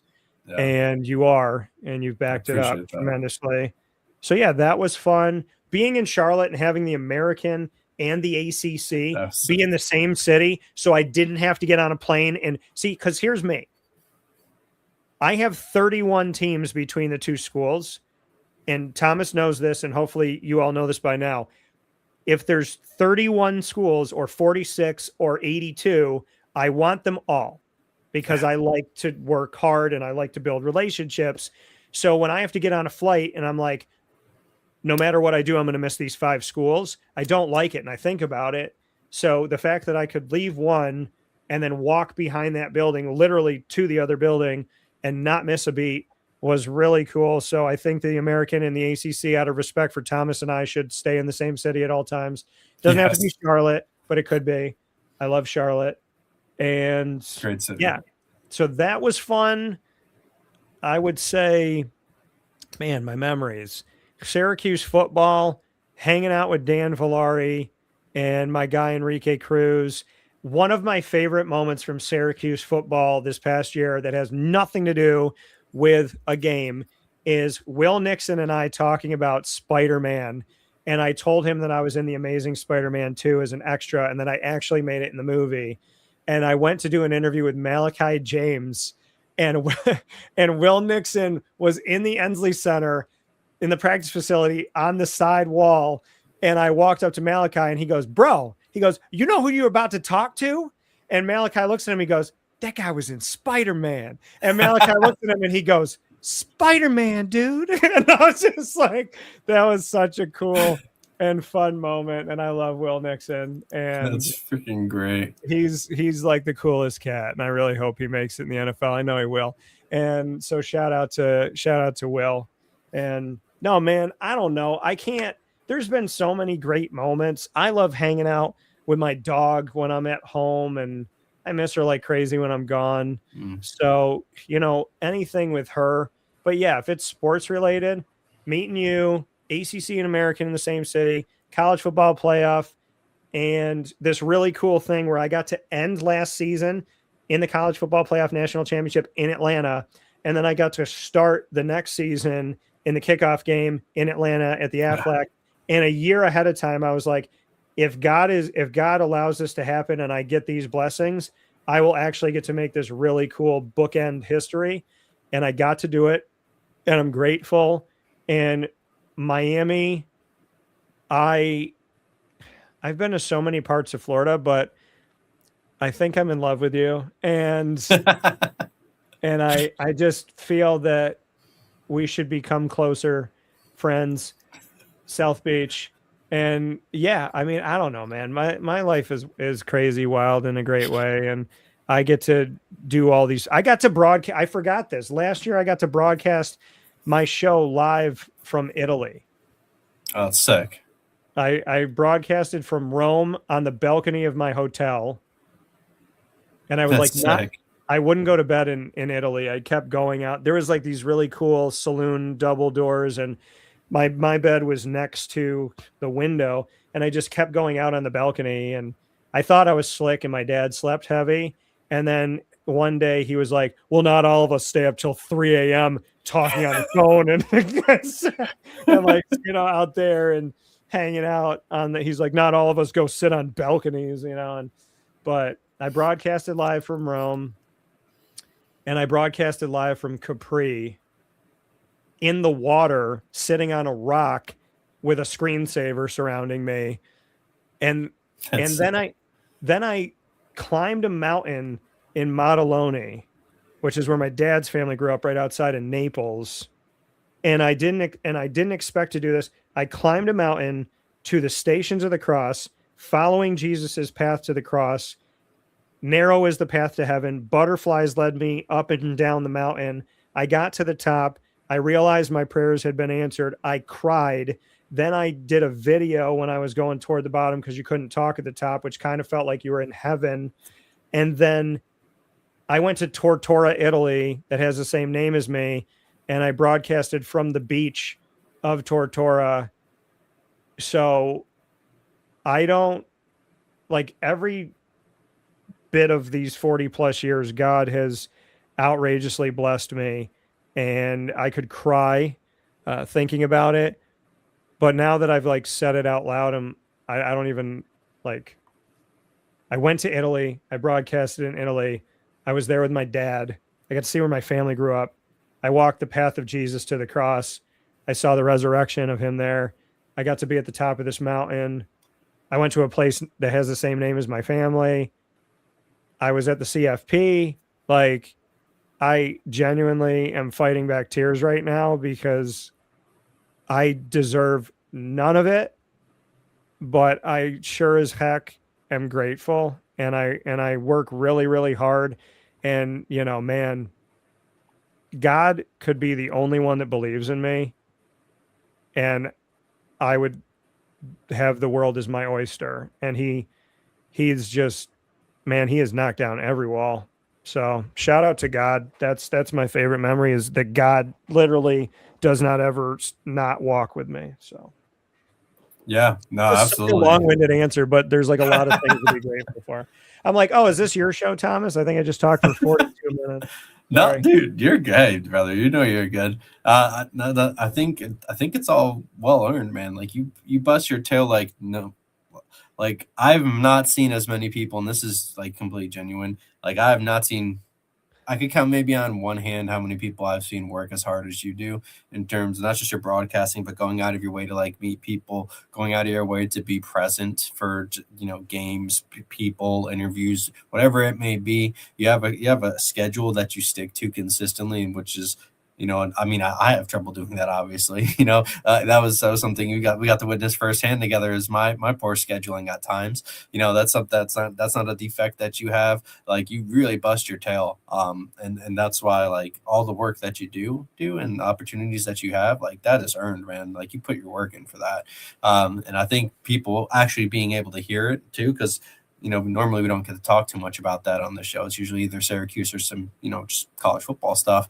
But like, get to hear you and what you've been able to do and like your journey through that, I think people are going to respect that a lot. And because I do, you know what I mean? And if they don't, then I mean, that's their loss. I mean, maybe they're just bad people. But, you really put your work in. Like, it's not just something, it was given to you for a reason. It wasn't a handout situation. You really earned that. And that's something I truly do find impressive. Honestly. Well, thank you, man. And I could be a million times better. I know that. I'm the type of person that if I step off the line for God for like a half a millisecond, I'm like, do better. So, I mean, I can definitely do better every day. And, I'm working toward that right now. No better moment than today. But yeah, I mean, dude, 22 years plus in broadcasting, and I feel like I'm 21 years old out of college. Like, I'm so psyched. Like, when I was at the CFP and I saw Scotty Rogers from the Cotton Bowl, and I've known Scotty forever, and he's one of the people that opened the door for me when I was just trying to get opportunities and prove like what I can do, show my work. And I just wanted somebody to give me a chance, and he did. And Scotty, we're at the media day, the CFP, which I can only envision based on what I've seen on TV, because I've never done the NFL championship, but it kind of looks like, I call it like the NFL title game of college. And so we're there doing media day, and I interviewed almost everybody that was there. I tried to get every single person. I got almost every single one for Miami and Indiana. And I was walking out and I saw Scotty, and I said, bro, I was like, I don't mean it. He was talking to somebody. I go, I don't mean to interrupt you. I said, I was like, I am so hyped right now. I said, I like those scenes that you see in like football games where there's a guy screaming at the top of his lungs and he's like about to rip his jersey off. Like, that was me in that moment. I was like, that's me. Like, when you chase your dreams, whatever they are, you have that like, type of moment, like that scream from Michael Jackson. Like, and I went up to him. I was like, bro, I am so hyped right now. I said, this is like my game. And I was like, I want to jump out this gym. Like, I want to like friggin' fly in the sky like a rocket. And I said, I am so happy. And I slapped his hand and I gave him a hug. And he looked at me and he goes, 19, baby. And I was like, yeah. And then I walked away and I was like, what does that mean, 19? And then the next day I was editing for my show and I was getting all my interviews ready to put in my game day broadcast from Miami, which means the world to me, to be like, hey, we're live in Miami for the CFP and all that. And Brandyn was coming on, and I was getting all the interviews set, and I counted all the interviews I did at media day in total. And it's like 1:00 in the morning, and it was 19. And I thought to myself, I thought that I had the respect of Scotty. I thought that we have this good rapport and relationship. He was there with all of these people in the media around the entire country, some of them the world. Yeah. And amidst the highway of information going on over 2 hours, he counted how many people I interviewed. So when I went over to tell him how excited I was and he said 19, baby, he knew how many before I did. And to me, it's like in that moment, I was like, wow, my parents were right. You really never know who's watching. Yeah. Yeah, seriously. It's, it's just kind of thing how me and you met. You had no idea I was watching your stuff either, man.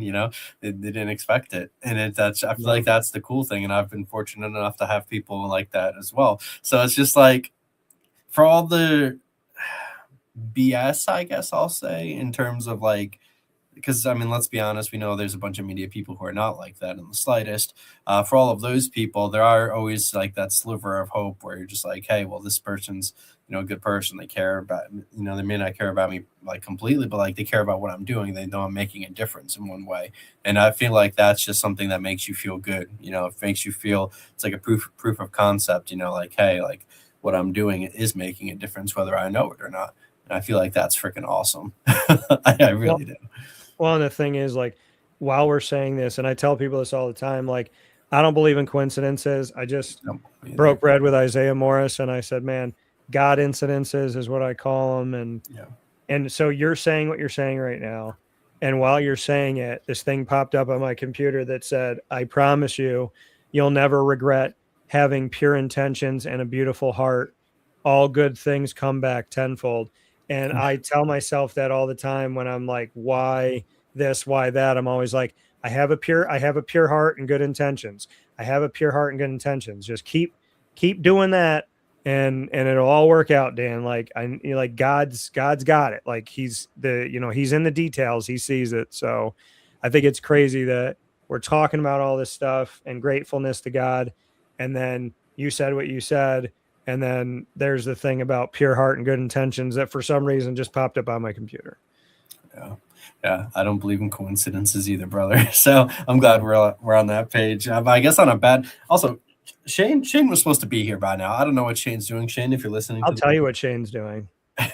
He's outside at Alex Golesh. Yeah. What Shane's doing right now, so what people don't know about Shane is within the last few weeks that the League Winners was not on air, Shane was learning from a professional worldwide hypnotist.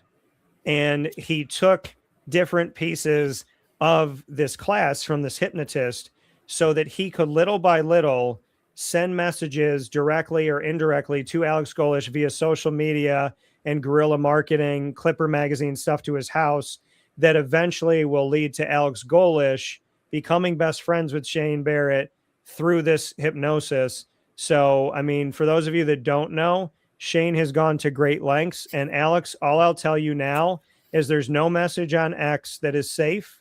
And there is absolutely nothing that comes in your mailbox that is truly simply just an ad to throw out. Oh my God. He just texted me back, by the way. He completely forgot it was Tuesday. So I guess he's not the only person with that. But yeah, I doesn't think his computer is going to be able to load before we got to get out of here. He must be working with a Windows 98 there, Shane. I mean, I'm sorry, his computer's going to load? I think it's the same one. Were you? Oh shoot! I think you might have been on with me when he was on, and he was loading the one computer, and he like disconnected and had to use his wife's. Was I with you for that? I think I was. I think it was the three of us. Yeah. So, but I will say this: I'm gonna indirectly call somebody out that may be watching and listening right now, or one of the two. They also wished me, like you just said, Shane forgot it was a Tuesday. They wished me a happy Tuesday. And immediately they said, and I said at the same time, wait, is it Tuesday? Because I have no idea anymore. Like, this is how I know what day it is. It's based on me going, what segment did I do on the show today? And which ones haven't I done this week? Because the segments have days. Yeah. Like the annoying moment of the week's every Friday. So yeah. So Shane, what do you mean? You're like, what is it right now? It's 9:43 and he's afraid his computer won't load in time. I mean, I don't know what his computer does to take 18 minutes. let's get a drone to go take a live look at Shane's house, and you hear he's on AOL right now. All right, Dude. Shane. Yeah, I'm gonna have to cloud. He just got a new place in Shane's got some rabbit ears going on. Yeah.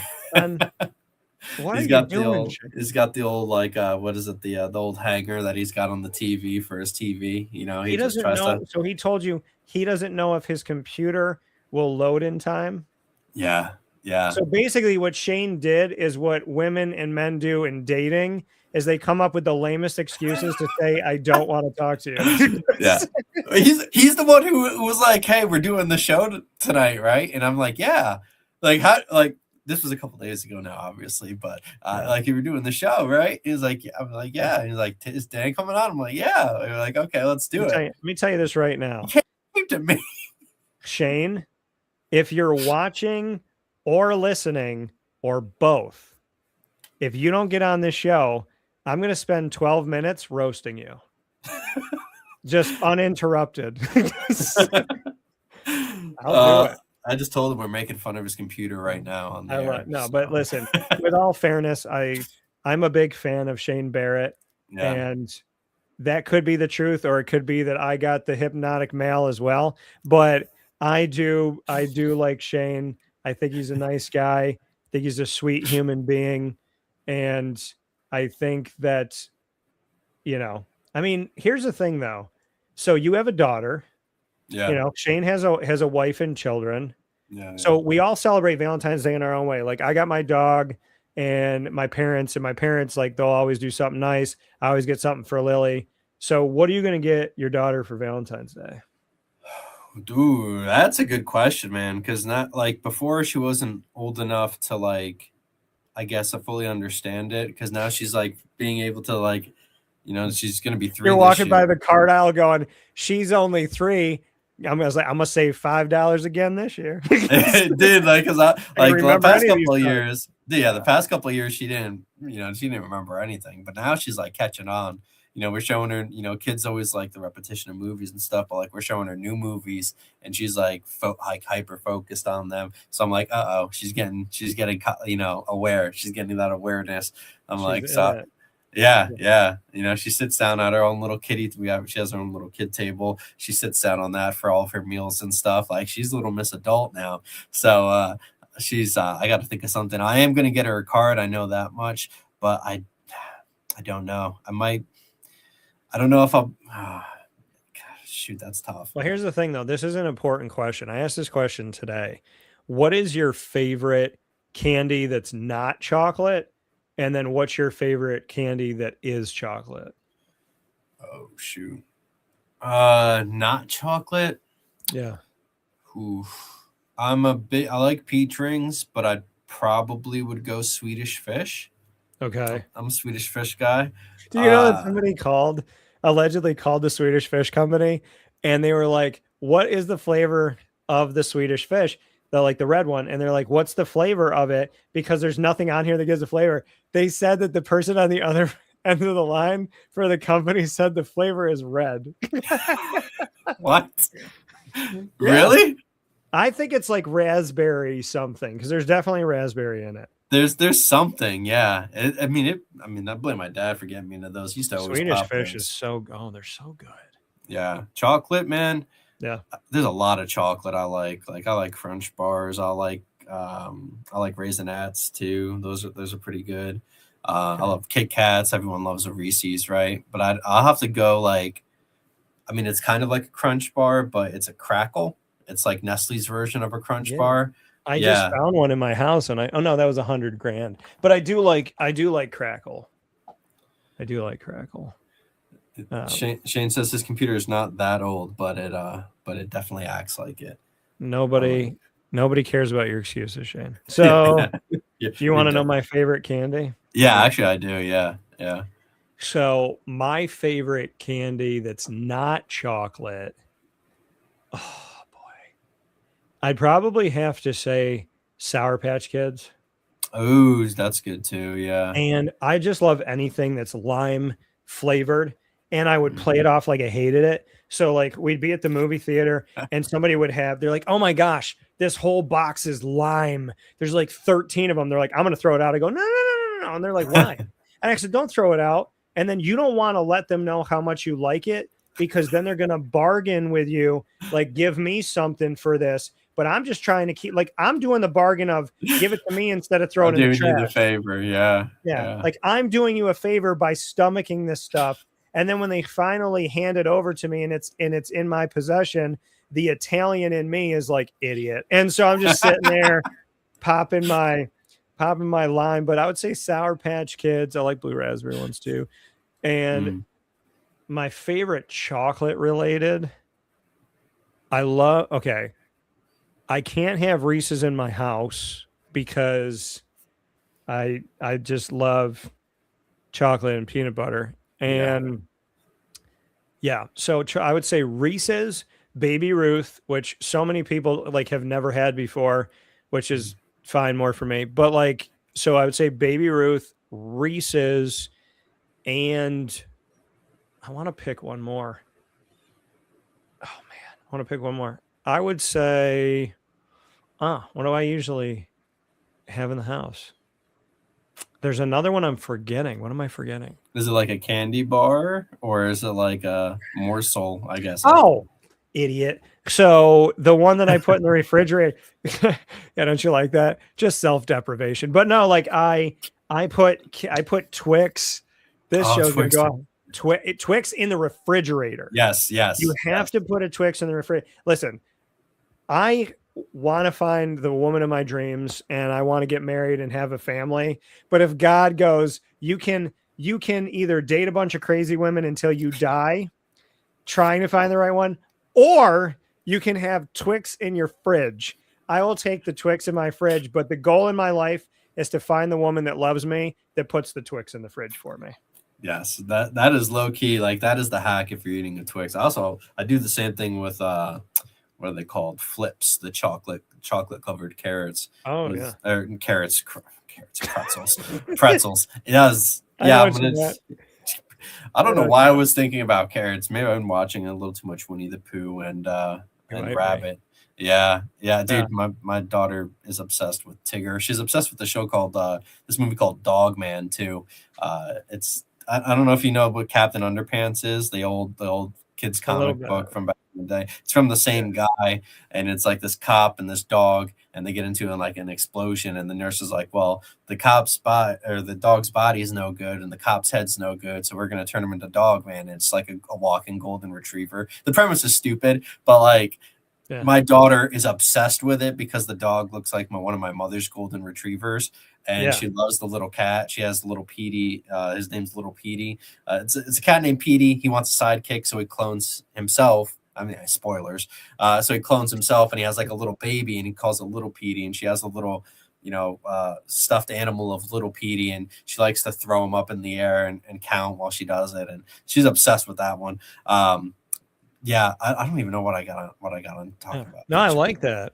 I can respect it. I want to let people know. Okay, I've never shared this on air before, and because your show's at nighttime and mine's in the morning. I've always wanted to be a late night host, and I feel like you being at night allows me to go more off the rails. But I am so like I've always wanted to have children, like be a dad, right? And, like sometimes that you adopt, sometimes you have your own, whatever it may be. But I want to thank God publicly that I never was raising a child when the Wiggles were on television, because I think I would have jumped off a bridge. And I just can't. Like when we were kids, it was Ninja Turtles, G.I. Joe, the original X-Men when Morph wasn't whatever he is now. But like, all of this stuff was so good on Power Rangers, like Fudge. I remember Fudge, and like there was Richie Rich. There were so many wonderful things.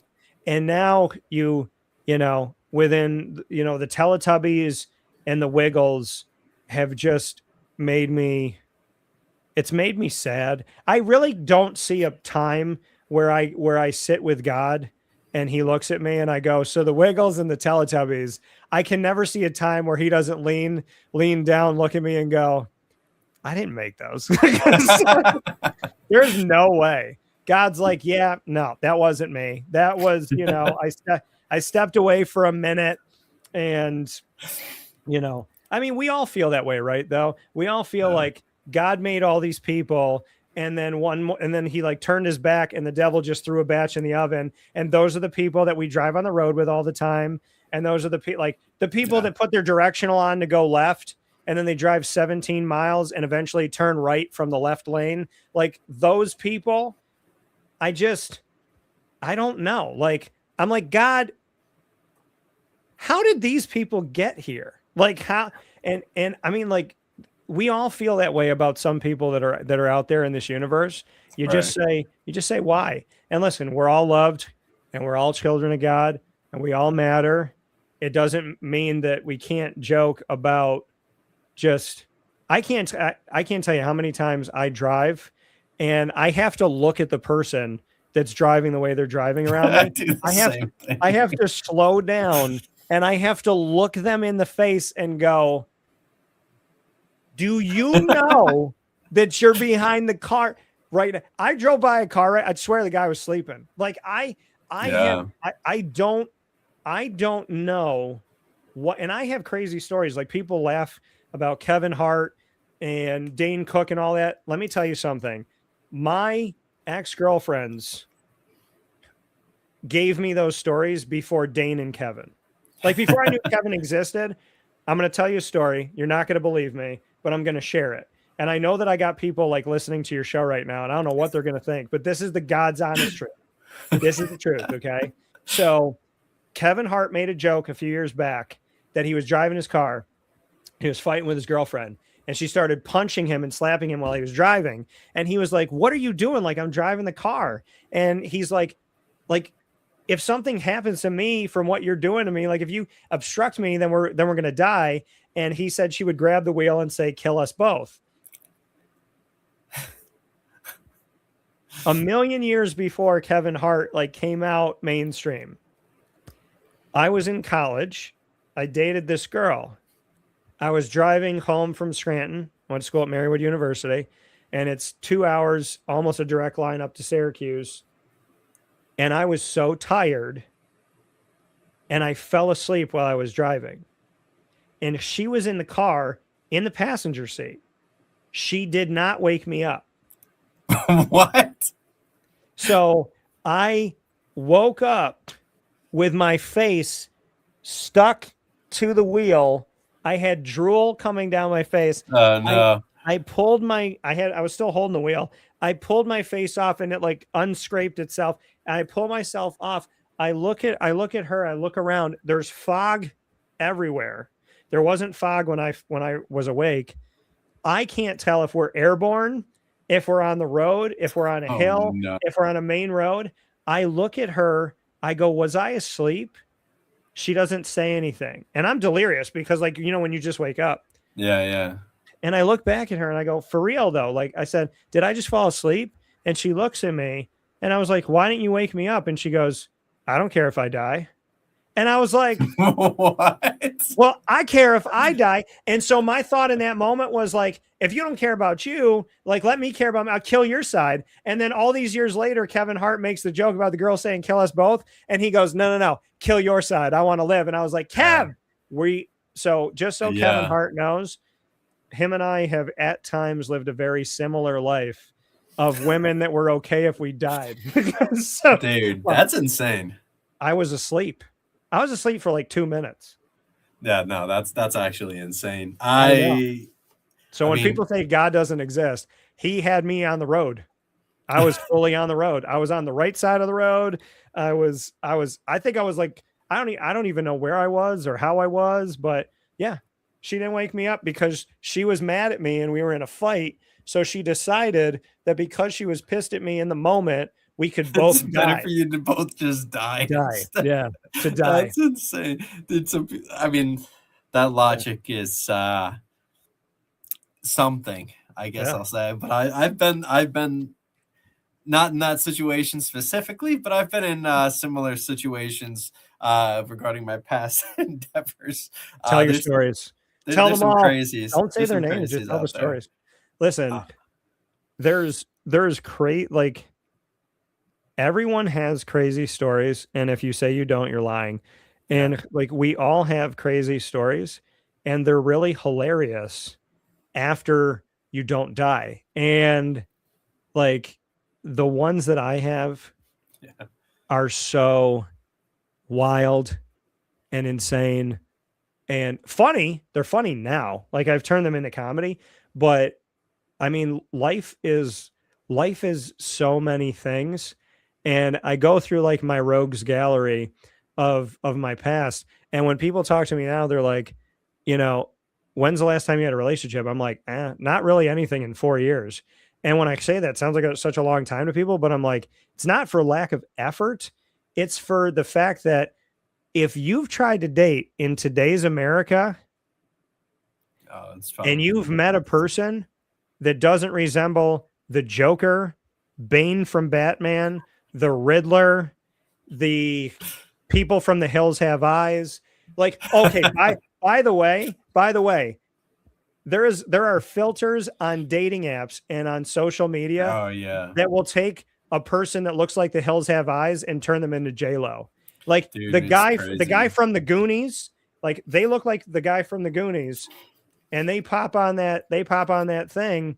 I mean, listen, I know what filters look like, and I've called people out before, and I've given them an opportunity. I was like, hey, are any of these pictures like doctored or filtered? And they're like, no, not at all. Maybe this one. And it's like, no, all of them were. The pictures were doctored so much that this Italian woman looked Asian. Oh, that's crazy. And I was just like, man. So, I mean, just so you guys know, if you don't know, there are filters that can absolutely like morph the world. It's terrifying. I've seen some crazy videos of that stuff, man. Yeah, like what people can do. Yeah. You know, I mean, I'm just like, you don't have to even like, it's not even like makeup or fake nails or extensions for your hair. You can do nothing and then just like go to your phone and go on Instagram or something like that. So, but yeah, I love doing my Bane impression, and I made him really funny, but all it is Sean Connery with a muzzle. It's very simple to do. It's like, oh, Batman, you think you're a funny little guy. So I like to throw some Bane in there from time to time. And I've talked to Isaac, and I've been like, dude, I was really hitting it off with this girl. We were texting, and I called her on the phone, and I said she sounded like she had one of those Italian voice changers, like when we're talking about the mob. And it's like, I was like, she answered the phone like this, you dirty little bat. And so, no. And so he does this all the time. When I call him up and I go, I thought I was going to get like, hey, Dan, how are you? And I get, hello, Daniel. What are you doing right now? Isaac always goes, I was born in the dark. So yeah, we have fun. I love that. Yeah, let me just tell people in the new year, laugh at your pain. It helps you get through it. Make jokes, have fun, surround yourself with people that make you laugh. Don't take life too seriously. Appreciate your blessings. Trust in God. Pray if you never have. And just, make sure you hold open doors, like hold doors open for people, and just do like one nice deed every day, and your life will change drastically, and you'll actually be a lot healthier, I would say. I think that's. I don't know what you wanted to talk about today, but I just felt like telling we people. We talked about the major points. I wanted to talk about you, man. I mean, it's the end of the year. I mean, the football season's kind of come and gone. Get people to know more about who's like actually on the show. You know what I mean? Instead of just seeing the quick name on, hey, they cover this school for this segment. I wanted to go like more than that. So what do you want to know? Before we go, what do you want to know? Let's see. Yeah, because Shane missed the whole time like a crazy kid. Shane, just so you know, when he said you missed the time like and he paused and then he whispered crazy kid, he actually wanted to swear, but he remembered he was on the air. Yes, you are correct there. My mom called me up after a show one time. She goes, almost dropped an F-bomb today, right? And I was like, what? She goes, Dan, you were like in it and you were locked in. She goes, you got real close. I didn't even know. She's like, you almost did it. I do know that I was talking about this one situation with like stuff I don't like that goes on in the NBA now. And I almost said a word about how I feel about it.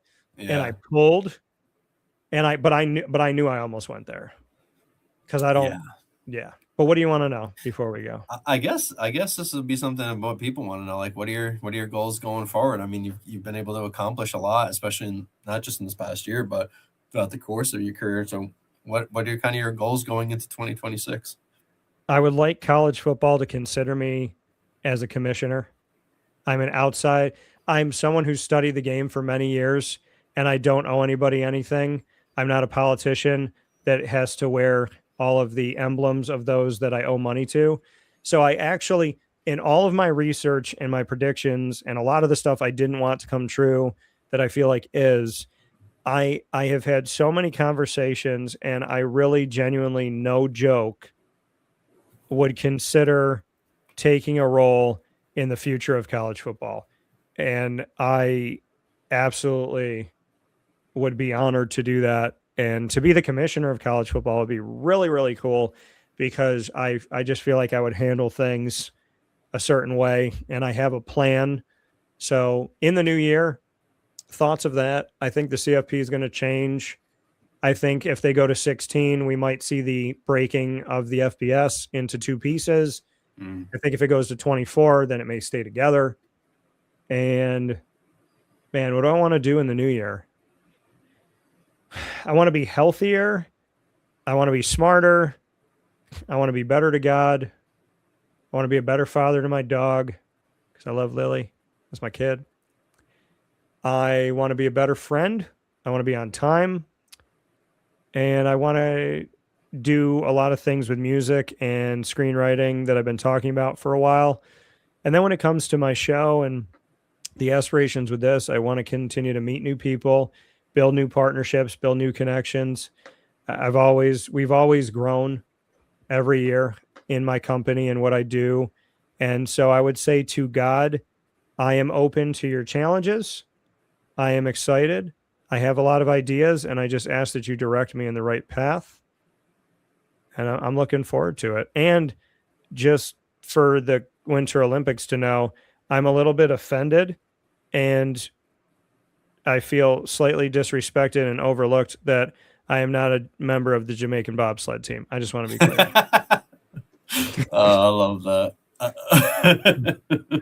You're gonna be a part of the movie? Were you in that one too? I would love to do that. That'd be a sick remake. That would be a sick remake.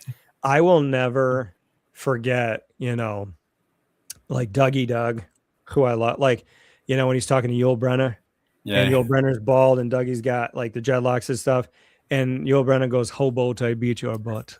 And he goes, "How about I draw a line on the back of your head, make it look like a butt?" So like, I just love that. And I always do that. I'll go, "Sanka, you dead?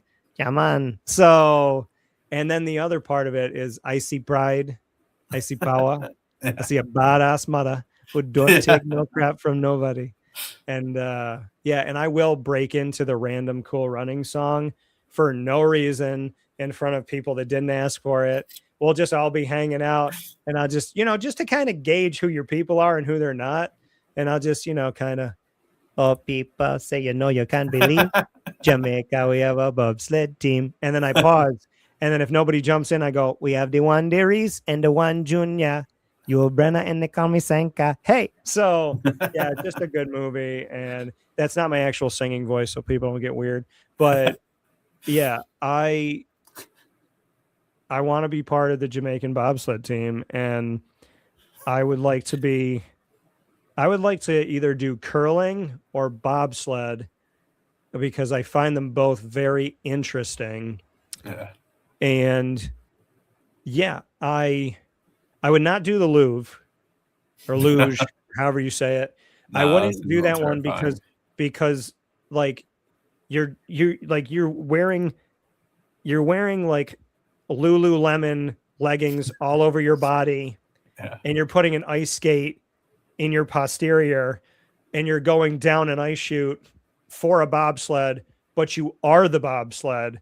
And I don't know like who thought of that got bored one day. Dude, like that's insane sport. Sport. Just think about like going into shop class and going up to the circular saw and just like wrapping your legs around it and then telling the guy, "Don't turn it on. I'm just going to jump off this thing and slide out of here." Like, it's just not, it's not safe. No. But yeah. And I also would like to skate a little bit more before winter's over because I am a Mighty Duck fan, and I taught myself how to skate by telling myself that I was in the front of the flying V, and it worked. So that's actually sick. I would love to learn how to skate. That's one of the things that I've done maybe once when I was little. I didn't have much success at it. I'd love to give that another go though, especially with the winters getting longer. Might as well give it a shot, right? Yeah, no, it'd be fun. I'm before I leave, I'm gonna flip it to you, and I'm gonna say, what are you most grateful for coming out of 2025 going into 2026? Definitely my daughter. She's just been, I'm thankful for her health and that she's very intelligent. And hopefully she makes her old dad look like an idiot on good occasions, not the bad ones. I don't want to see those down the road, but I'm thankful for her health and her growth, and that she's just managed to keep me.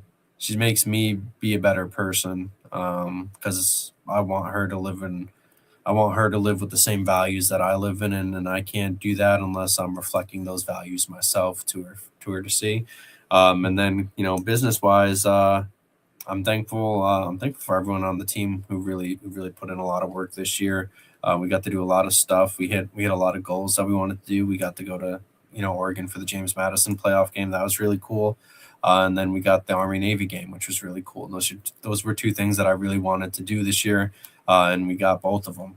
So I'm really excited for that, and just seeing the growth going forward into this year, because we're adding a whole bunch of new stuff and potentially pitching something. The idea I told you a little bit about to the American Conference. We're going to be trying to pitch that to them this year, and if that works out, then who knows, man? All ships go and all ships on sail. So. But yeah, I'm just fortunate that I'm healthy enough, and I, despite some brain fog here and there, I still have the ability to critically think well, and my faculties are good. So I'm just I'm thankful for a lot, and just hoping that the things that haven't gone my way start to go my way, and it'll be okay. No, I think that's beautiful. And you started with your daughter, which is huge and speaks to your character. And like you said, I can't teach her to do something I don't do myself. We lead by example, and nobody's going to listen to someone tell you to not smoke because it'll kill you while they're smoking in front of you. And, but no, I appreciate that and I respect it. And yeah, I mean, I'm with you. I have a ton of aspirations and things I want to do. And that's why I said, I pray to God I always say, like, the two prayers that you can say every day that are really simple are, God, guide me and guard me. Guide me toward you. Guard me from everything that is not for me. Guide me toward everything that is. So keep me going toward you and away from everything that's not good for me. And your will over my want, which is like, I got a million ideas, but you send me in the direction where I'm going to be of the most aid to you, because I don't live for myself. I live for him. And yes, I chase my dreams and I love my dreams, but if I want to write a script for a movie and I'm so passionate about it, and then God's like, you're 80 pages in, I need you to go do something else, then I got to be prepared to do that. So, and I will also say that we did this entire broadcast today and we didn't grab our crotch once. And if you watch the NFL championship game, if you drank every time someone grabbed their private area, you'd be dead right now. So wait, really? It was that bad? Bro. Oh, I didn't even watch it. That's insane. All I'm gonna say is all the women that were angry and like just vehemently just going after Shakira and J-Lo for being too sexy and dancing sexy and being almost naked and da-da-da-da-da. Like that energy that they brought with that. And then I didn't see anybody say that about Bad Bunny. And all I'm saying is keep that same energy, because I call BS.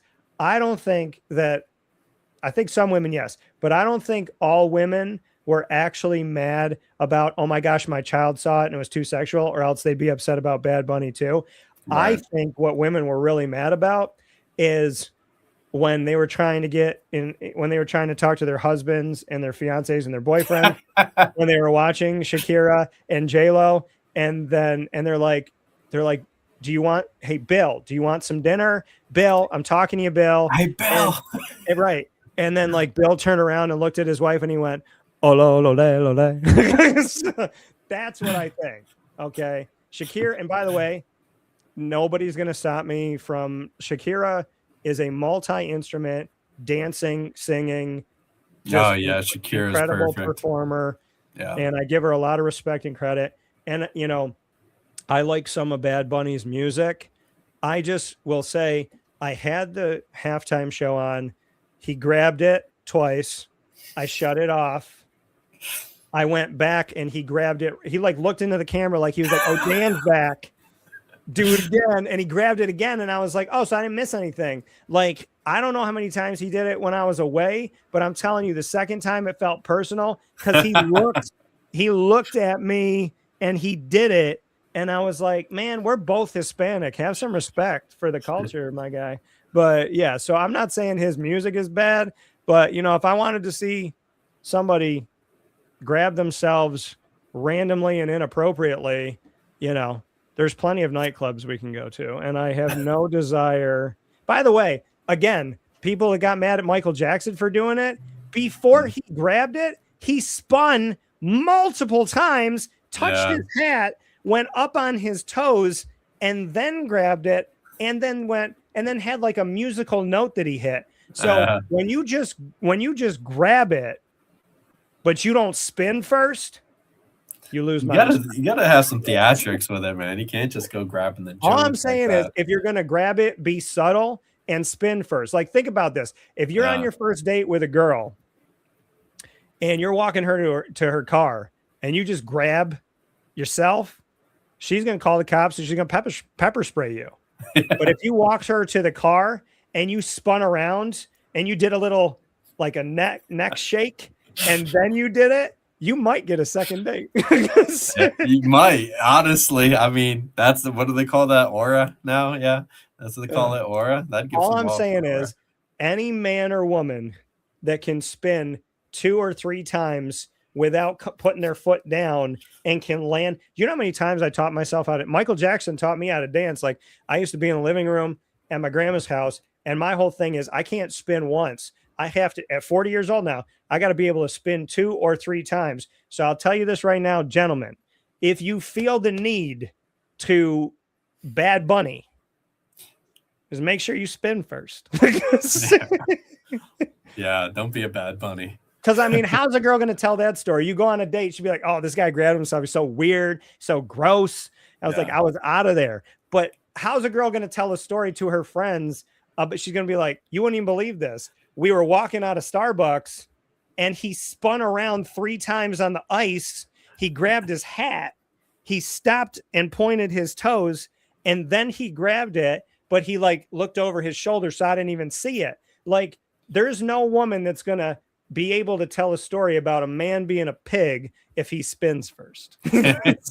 Got to show some class, man. Got to make it classy. I'm just saying, straight. I mean, Prince, listen, you know how Prince sounded. Yeah. Like, Prince had that, like, deep voice where he would talk to the girl, and then he would, you know what I mean? Like, and like, just think about, we were so spoiled. I was talking to people about it tonight.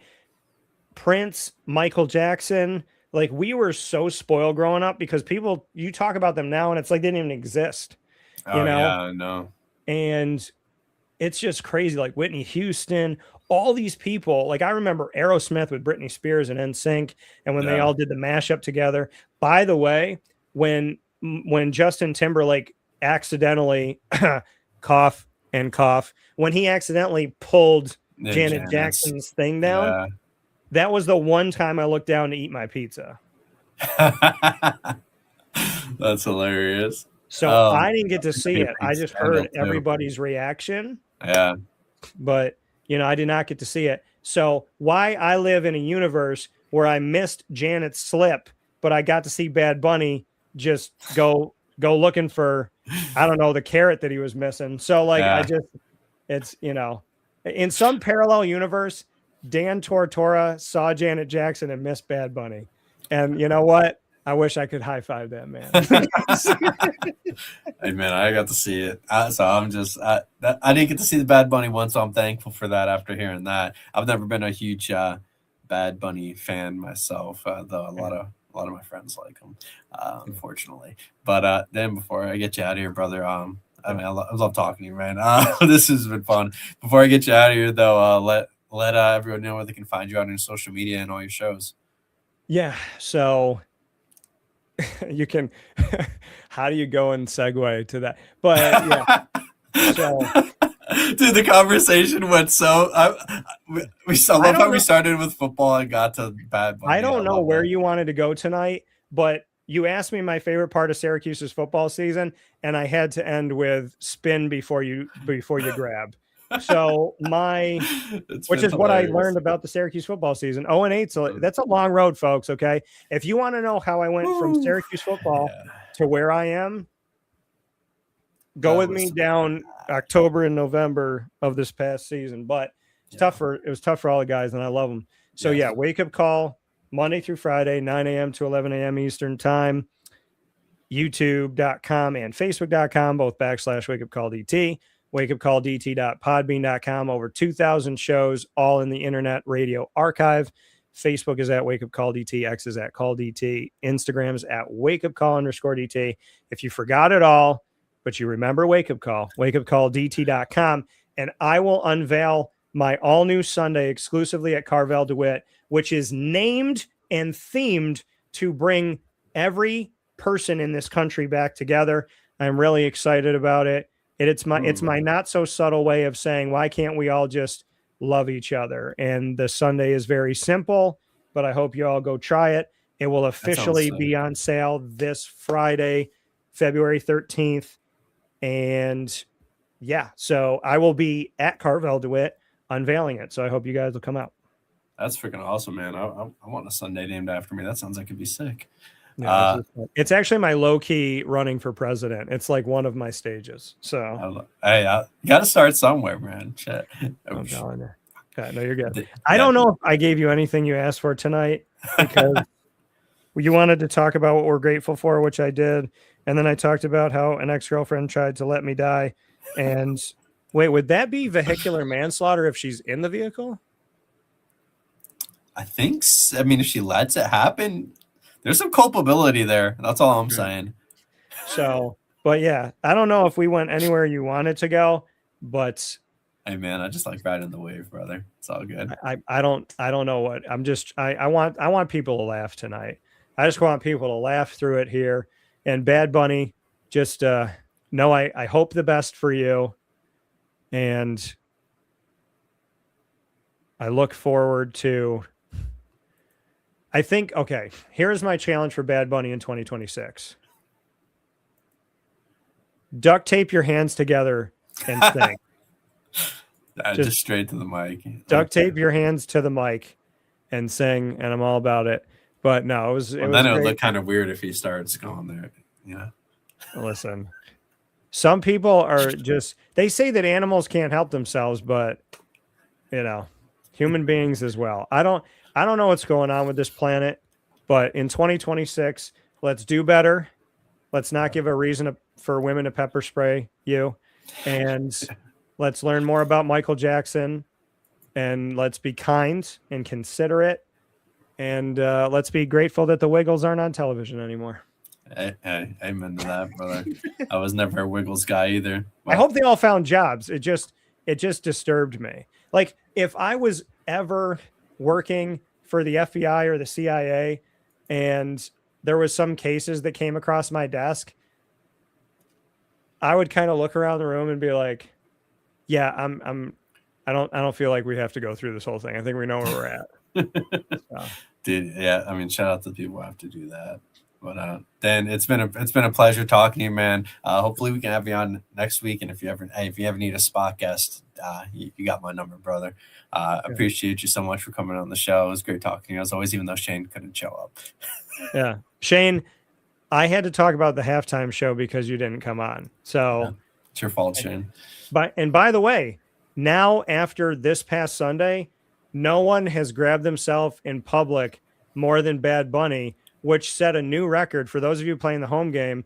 The 62 times he did it set the new Guinness record, which took over that, which was 61 times of touching in public. And that record was held by Shane Barrett. I was waiting for okay. That was a great setup. And with all due respect, Shane did it at a Trader Joe's. So let's be real. Oh my God. I love that. Dan. Yeah. Thank you so much. It'll teach you, Shane, to find your way onto the screen. Yeah. We love you, though, Shane. And thanks, buddy, for letting me on today. Absolutely. I'll talk to you later, man. All right. Take care. That was Dan Tortora. You can find him at X/Twitter at CallDT. He does a show Monday through Friday, 9 a.m. to 11 a.m. called Wake Up Call. You can find him at WakeUpCallDT.com. And if you're listening to this episode of the League Winners College Football Now, make sure you hit that like button. It's completely free to do so, and it helps out the channel. It helps us create more content. If you're watching on YouTube, hit that subscribe button so you can stay up to date for everything that we do. This is a live show, so if you comment, we'll get to the comments and get back to you. If you comment after the show ends, I'll get back to you within 24 to 48 hours. If you're on X/Twitter, make sure you hit that like button and you hit that retweet button so we can get extra exposure. And if you're watching on Facebook, make sure to follow the channel and like and subscribe.